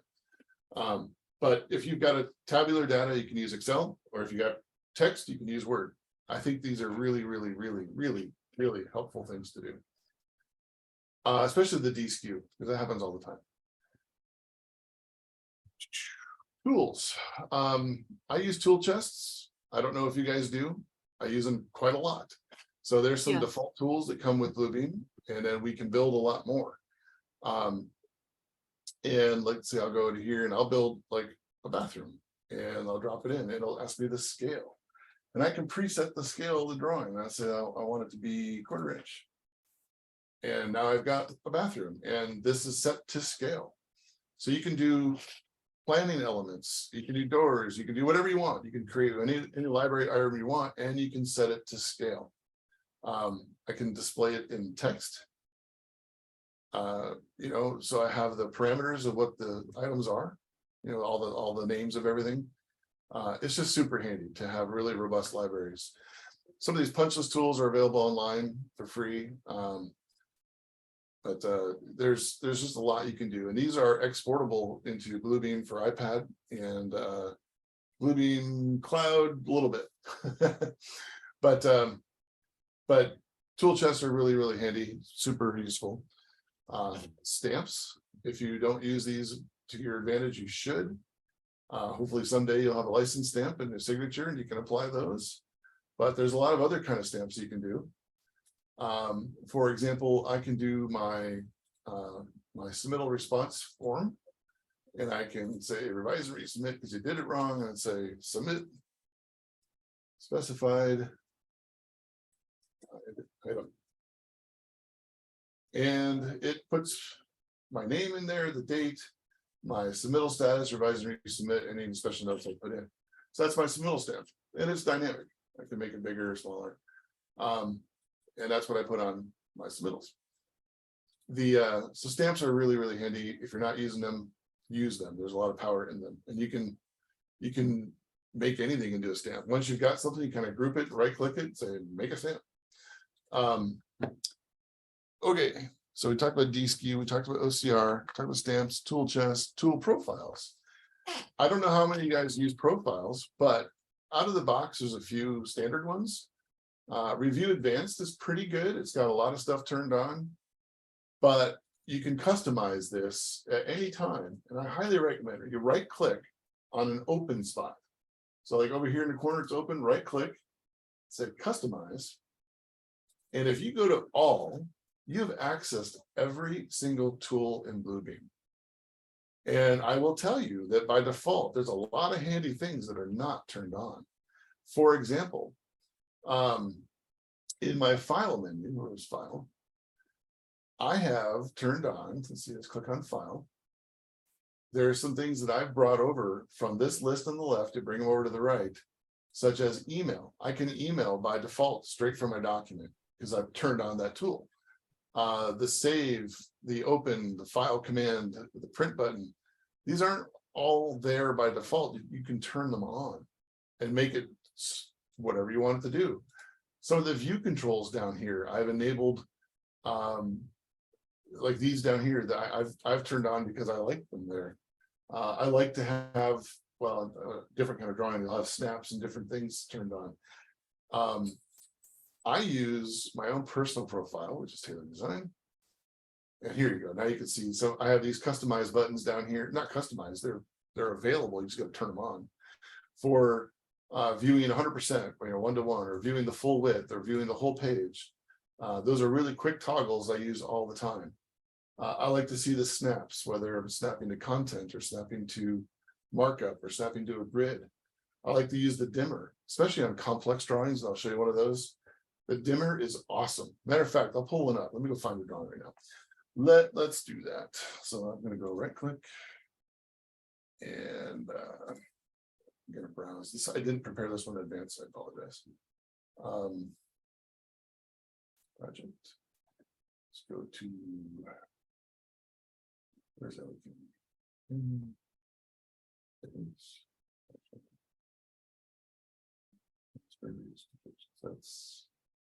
Let's go to site. PDF. So, and I'm looking for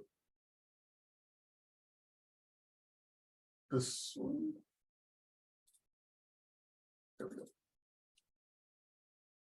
So this is a complex drawing. There's a lot happening to it. And if I wanted to make a note and say that this elevation really should be 97.55. Okay. Now I'm looking at my whole sheet. I don't know where that note is. It's hard to see. I can use the markup tool and jump to it, which is handy. But there's another way. I can use the dimmer, and you click the dimmer and it dims everything except for the markup. The markup is full strength, but the background is all dimmed. That's an awesome way to review a drawing and make sure you picked up all the markup. Very, very handy. So use the dimmer. I think I'm still on dimmer. Arrowheads. Everybody gets those. It blows their mind. I use the call out tool or the keynote tool all the time. So I'm going to point to this and say it's a sync. Sync accessible. Done. But let's say I had two of them and I wanted another leader. I could do this and say that's also a sync. Or I could do one on this side and say add leader and go over here and say over there is a sync. Many people will use this arrow tool and draw an arrow and they do this crappy thing. And now you've got 6 different markups in the markup panel, all these different markups that aren't grouped together and they don't relate to one another. And it's just like, no, don't do it that way. That's painful. Just right click and add another leader. And there are some challenges with how Bluebeam treats what I call grips, these dots. And I'm actually working with Bluebeam right now, with the senior project manager, to revise the prioritization of these things. Because if I change one, it'll drop to over here, or it'll make a new one. I'm gonna be in the tool to do it. It'll make a new one over here instead of over here, like I might want. Because architects like to have things symmetrical, you know, and instead of having to come out of the other sides of the box or whatever. So I'm working with Bluebeam to kind of reprioritize how these work, but they work today just by hitting add leader, or you can delete them if you don't need all of them, say delete leader. If you do a text box and say, this is my text. Oops, texty. You can do different things to it. You can turn on arrows. You can add a leader to a text box. You can set boundaries by putting on line weights. I don't like that it wraps, so the bug. And you can change, you know, where your points are and stuff. But doing the text, you can use the call out tool by default with arrows, or you can just add an arrow to text. You'll notice 2 different colors. If I want this one to match this one, I hit the format painter. I click on it. I click on it and I say set as default. And now next time I do a text box, this is a new text box. It didn't do it. It's supposed to set. Oh, you know what? I bet if I do it probably turned this text box into a call out tool is what it did. Yeah. It matched my profile exactly. It converted the tool from one to the other. But whenever you have a setting you like in any of the markups, you can right click and say set as default, and it remembers that setting for that markup. And that's really useful if you're doing a bunch of repetitive stuff. Another very useful thing under preferences, and I'm going fast. Reuse tools. I turn this on. It's off by default, but I turn it on. If you are going to be doing a lot of anything, a lot of markups, you want that on so that the next time you hit it, it's there. You're always in the tool, you're always in the line tool, you're always in the text tool. You can just do things without having to reselect it, and that's really handy. So make sure that your reuse tools is on. Couple other things you might find helpful that you probably didn't know about. Take vector snapshots. This is on by default, but I'll show you the difference.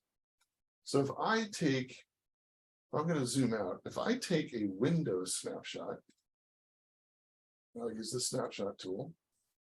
Windows takes what's called a raster image. I'll hit copy, and I'll go to Word. I'll hit New Document, and I'll paste this in here. And if I blow it up, it gets a little fuzzy, right? Because it's taking an image, it's been rasterized, and it's just making it bigger, and it's just kind of spreading the pixels out. But in Bluebeam, in Bluebeam, it takes a vector snapshot. So if I use the snapshot tool, and I copy and paste, and I go to Word, I'm going to delete this one. I'm going to paste this new one. I can make it bigger, and it keeps its quality because it's vector. That's true for line work. It's true for text. It's true for images, photos, whatever. It's brilliant. So use Bluebeam as your copy and paste source if you can, because it's better at it. What else do I like to have turned on? Auto text size box. Yeah, this is off by default. Whenever that's off and you draw a keynote or something, this won't fit. It's this long box. But if you have that turned on, auto text size, and say this will fit. It shrinks. I love that tool. Circles. Bluebeam by default does something very peculiar. It likes ellipses. It's very hard to put an ellipse exactly where you want. It's virtually impossible. It's just stupid. Nobody draws with ellipses. But if you hold down your control key, you get circles from the origin, which makes it so much easier. Same thing for squares. If you hold down the control key, you get a square, which is really nice. I actually changed it there. Try again. Square. So you get, and if you hold down like the shift key, you get different functions. This is especially true when you use the arc tool.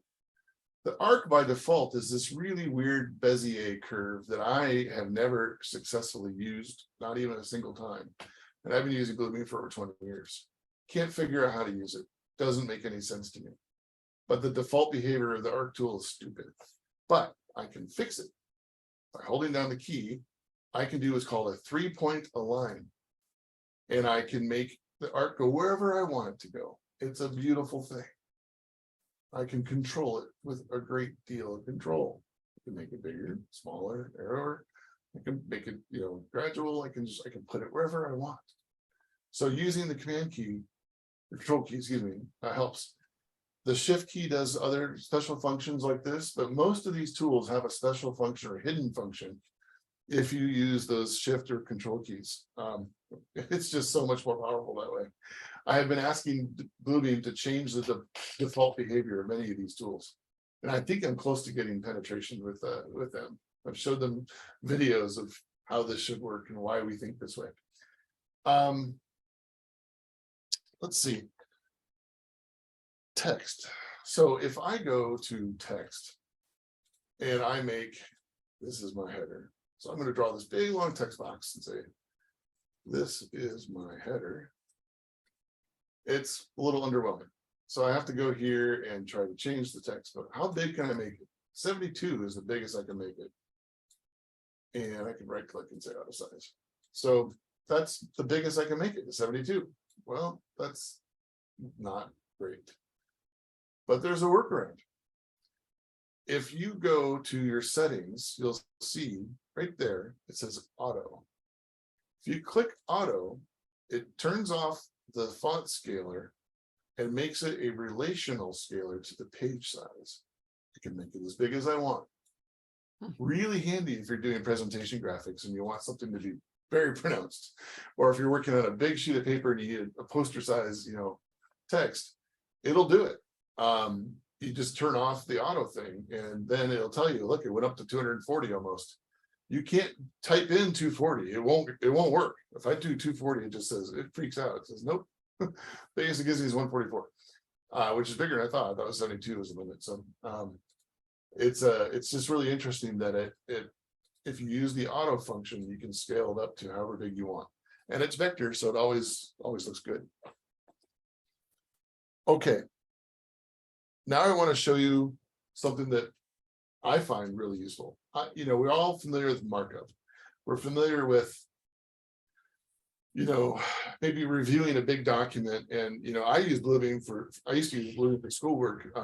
And I used to edit people's work, and I would use Bluebeam as my editor. And it works great for that. But I use it now more for drawing. And I want to show you a file. This is a hand-drawn drawing, obviously, a little sketch of a floor plan. But I can build it into something a little bit more graphic. I can put a title block on it. I can kind of put in some of the ceiling, the soffits that are above. And I can start putting in some text and calling out different things. And then I can apply some illustration graphics to it. And now I've got this robust drawing that I did entirely in Bluebeam. I don't need Revit. I don't need AutoCAD. I don't need Illustrator. I don't need Photoshop. I don't need whatever the other graphics software is out there. I use Bluebeam 99% of the time because it's awesome. And I have a lot more control over the factors. So this is just a really simple drawing.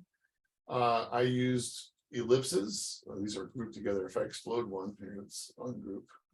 Where's my group button? Why don't I see it?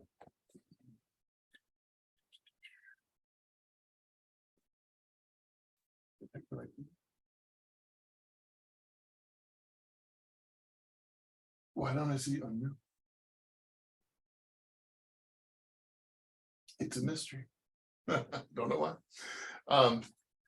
But these were just, an ellipse.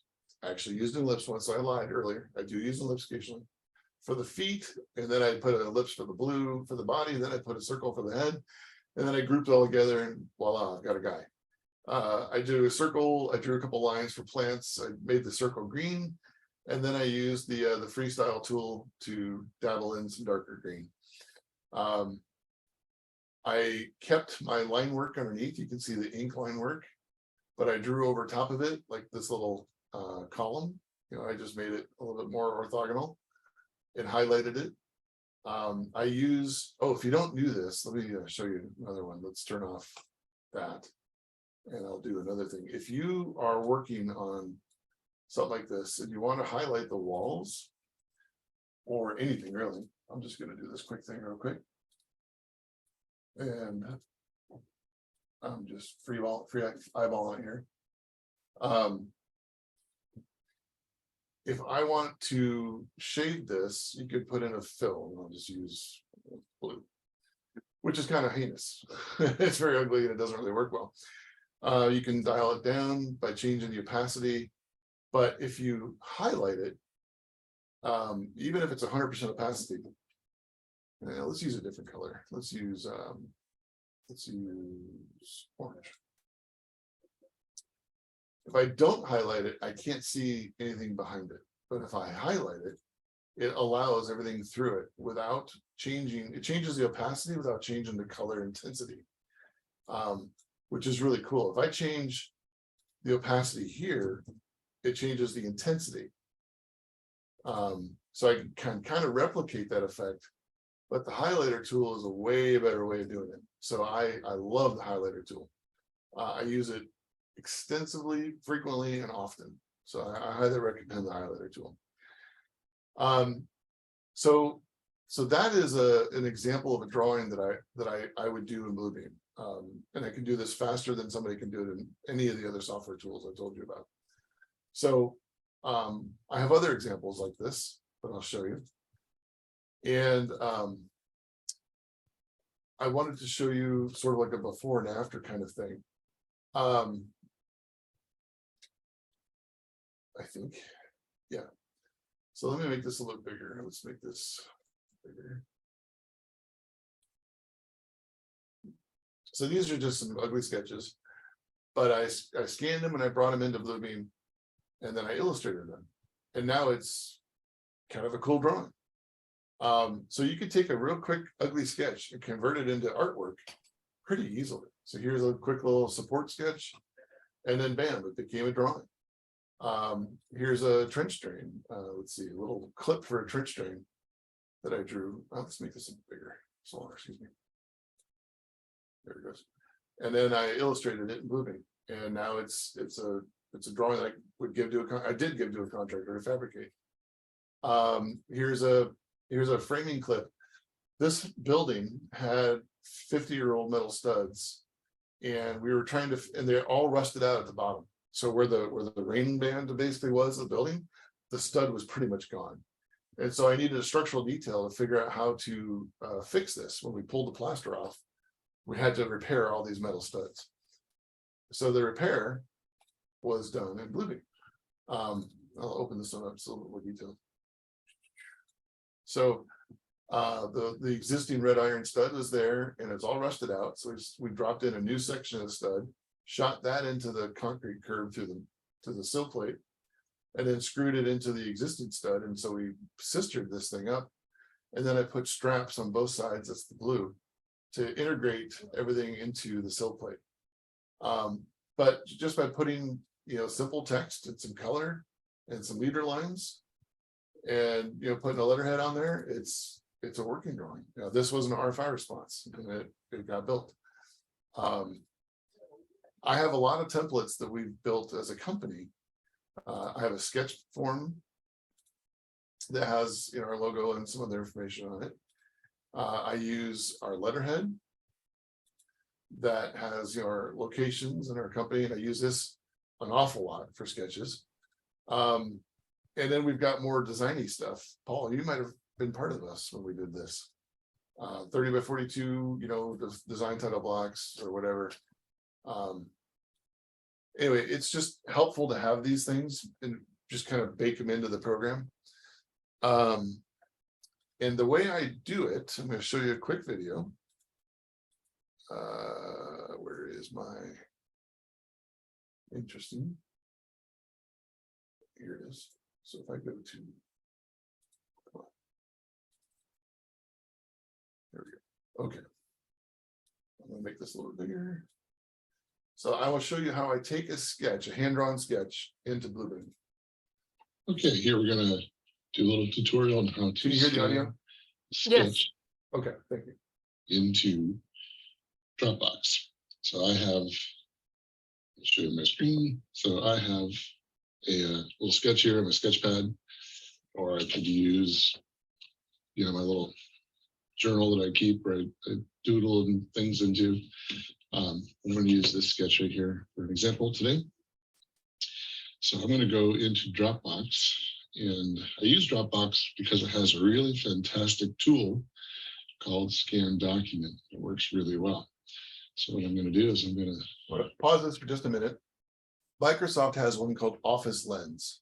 It works very similarly, but OneDrive is kind of a pain in the ass to use, in my opinion. So I like Dropbox. It's a lot easier. You can use the Office Lens app. It's free. So is the Dropbox. So use whichever you like. Hold the phone up and take the shot. And now you can see it's converted it to a black and white image. And here I can play with the filter of it. I go to color, the whiteboard, true black and white.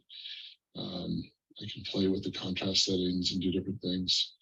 But more importantly, what I'm going to do is change the corners because I don't like the corners it's picked. So I'm going to zoom in now. If you notice, it gives these little white crosshairs, and you can really finely pick where the edge of the page is. Come on, there we go. And I think those bottom ones look pretty good. So I'll hit done. And there's my PDF. That looks pretty good to me. If I wanted to scan more, I can hit the plus button down here. But I'm not going to do that now. I'm just going to hit next. And it automatically puts in the date, and I'll just call it parapet sketch. And I'm going to save it as a PDF. I could choose a PNG file if I want. I'm going to put it in my public folder and hit save. And then we will transition over to the laptop. Okay. So it's in Bluebeam now. And here, oh, I missed a step. I apologize. This is how we would traditionally do it, right? It'd be something we drew on flimsy that we photocopied and then brought into or sent to the contractor as this. I have terrible handwriting, I apologize, but my sketching is kind of fun. But that particular sketch that you just saw, if I go to exhibits, I lost track of where I put it. What? Ah, there it is. So that was the sketch that I took. This is it here. And then that's the funnel that I did with it. So let's go to full scale and let's go back to this one. Full scale. So we have the before and after. Just, all I did was use my phone. I drew it by hand. I used my phone. I snapped it real quick, put it in Dropbox because it has that quick scan to PDF tool. And I've got a working drawing. This is really handy and it can save you a lot of time, especially if you're doing CA out in the field and the contractor needs an answer right now. You just bam, shoot it out to them. A couple other minor examples of illustration files. Again, quick sketches to show a design, a little bit more advanced markup showing flow through and phasing and different wall types and some notes. Here is a little bit more complex, showing proposed renovations that would be required to upgrade to a new pharmacy status from USB 797 to USB 800. Again, they're different layout for lounge, and then that floor plan that you saw earlier. So these are just drawings I do with Bluebeam. I do all kinds of stuff. Like this is a wall assembly that we're trying to figure out. Jam details. Again, the text is all Bluebeam. The dimensions I drew with a pen, but all the text is Bluebeam. We illustrate exports from Revit to communicate what we want. This is a seismic joint going across the bridge. Contractor can figure out the planter and the relationship of all that. There's actually 5 pages to this one. So having the fully annotated exhibit just saves a whole lot of brain damage.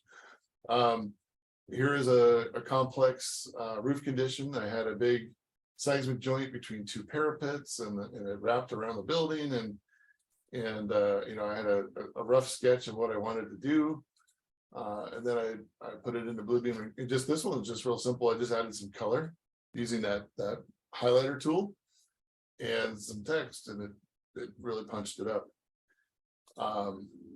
Same thing if you're doing little exhibits, you can take multiple drawings and stick them together and see what you're doing out of it. Illustrating, these are field notes basically that I'm giving to the contractor. Saying, hey, you didn't follow the ADA on this one. You got to have a mirror there with inside of the bench. Here's one where the contractor wanted to know how to do a whole bunch of penetrations through the roof. And said, well, you buy a box like this, you build a curb, and you run your conduits through a rack. So I found this on the internet, and then I drew a quick cross-section view of what it needed to be, and then I noted it up in Bluebeam. corridor studies, how we're exiting or doing various sequencing in a hospital. Annotating a little simple mechanical screen, a curve, flashing detail, a 3D view of how to do another flashing detail, another view of a seismic joint. I don't even know what this one is. Wall transition, canopy fascia, different pieces, elements to coping and flashing detail. The sky's the limit, but the idea is use Bluebeam as a creation tool, not just a markup tool, right? And I think that's revolutionized my workflow. I am so much faster if I can do the quick sketch, the thinking part, the relationship. My pen is my brain. So I think with my hands and I draw it out and then I annotate it in Bluebeam and I make it look professional and send it to the contractor and say, go build it. It's just a wonderful flow through for me. And that's really interesting, Nathan, because I'm more on the construction side, but whether you're designing or even responding to an RFI or anything, this is the first time I've seen this done in this setting. And I don't know, Sophie, too, if you've experienced this or not, but it's like looking at Bluebeam from a totally different angle. So I really appreciate you showing this. And it's, I think, not only great for our AS students, but also if, our construction students have to draw something, in an RFI. Oh, yeah. You could draw it in Bluebeam. Yep. For sure. I just want to mention too, we probably should wrap this up because I know a lot of we're like right in the middle of midterms, Nathan. So we'd love to watch more. It's just, I think some students probably have to get going. Let me show one last thing. I've Okay. mentioned before how Bluebeam is sort of Photoshop and Autodesk and Acrobat all rolled together. This is one of those areas where it really shines. You can modify colors of just about anything. There's different color things you can do, but I use modify colors and let's change my black text to a different color. How about red? And I can hit OK. And all of my text is now red. Isn't that freaking amazing? Yeah, that's great. That you can do that on images, you can do it on a lot of different content. And if you're trying to evaluate two different drawings, for example, you can do the overlay. It's kind of similar to that, but you can do it manually. You can do different color shifts. Some agencies, like I do work with the University of California, Irvine. When I do work for their campus, they will not allow us to use color. So we use color in our production standards, but then just before I go submit to the agency, I will grayscale the entire set. So I'm doing the opposite of colorizing, I'm grayscaling, but that way I can print in color and then my contractor and myself have a color set, but we give the agency the black and white that they want. So color processing is really popular too. So I appreciate you guys' time. I hope that you learned something. Maybe if it was just the D-skew function, that one always shocks everybody. But yeah, I use Bluebeam for everything. No, this has been very helpful, Nathan. We really appreciate it. We've seen things that I know I've not seen in the whole 4 or 5 years that we've done this. So I think in bringing in our AS program, we need to bring in more speakers like yourself and more often so that we get this perspective, because I think even the construction folks that are in here have probably picked up on some things that we wouldn't normally see from our typical speakers. So we really appreciate it. I'm happy to help, and if you guys think of questions later on, my contact info is in here somewhere, so let me know. Oh, definitely, Nathan. And we'd love to have you back for sure. Is there any other last comments from anybody here? Just echoing Christy, this was really fantastic, Nathan. I've been in my job for almost 5 years and I've never learned so much new stuff about Bluebeam as I did tonight. And I feel like I know the software quite well because I demo it all the time. So this was really, really awesome. Thank you. It's a little like Photoshop. There's very few people who know all of it. Yes, John absolutely. Jenkins might be the only one. I don't even know about that. Chris Bradley years ago coined the term, when I give training, it's one of my passions, as you can tell. And he says it's my method of training is like drinking from a fire hose. So there's a lot of content going on here. Well, we need the fire hose once in a while to give us a lot of new tips and tricks. So we really appreciate it. My pleasure. Okay, any other comments, you guys? Gals? Well, thank Just wanted you. to say appreciate your time and get a new perspective. Yes, definitely. Well, thanks everybody for your time. And I got one more new message here before we go. Let's just see what he said. See what the person says. Sounds like a plan. Okay, great. Well, thank you. Thank you, Nathan and Sophie, for kicking off our speaker series. And thank you, Paul, for showing up here tonight, and all of you students as well. Hopefully you got a good amount of information to learn, and we'll have another speaker in 2 weeks on Tuesday night. So we hope that you can join us then. Okay. Thanks, Nathan. Okay, bye you guys. Thank you so much. Okay, thanks, Nathan. You bet.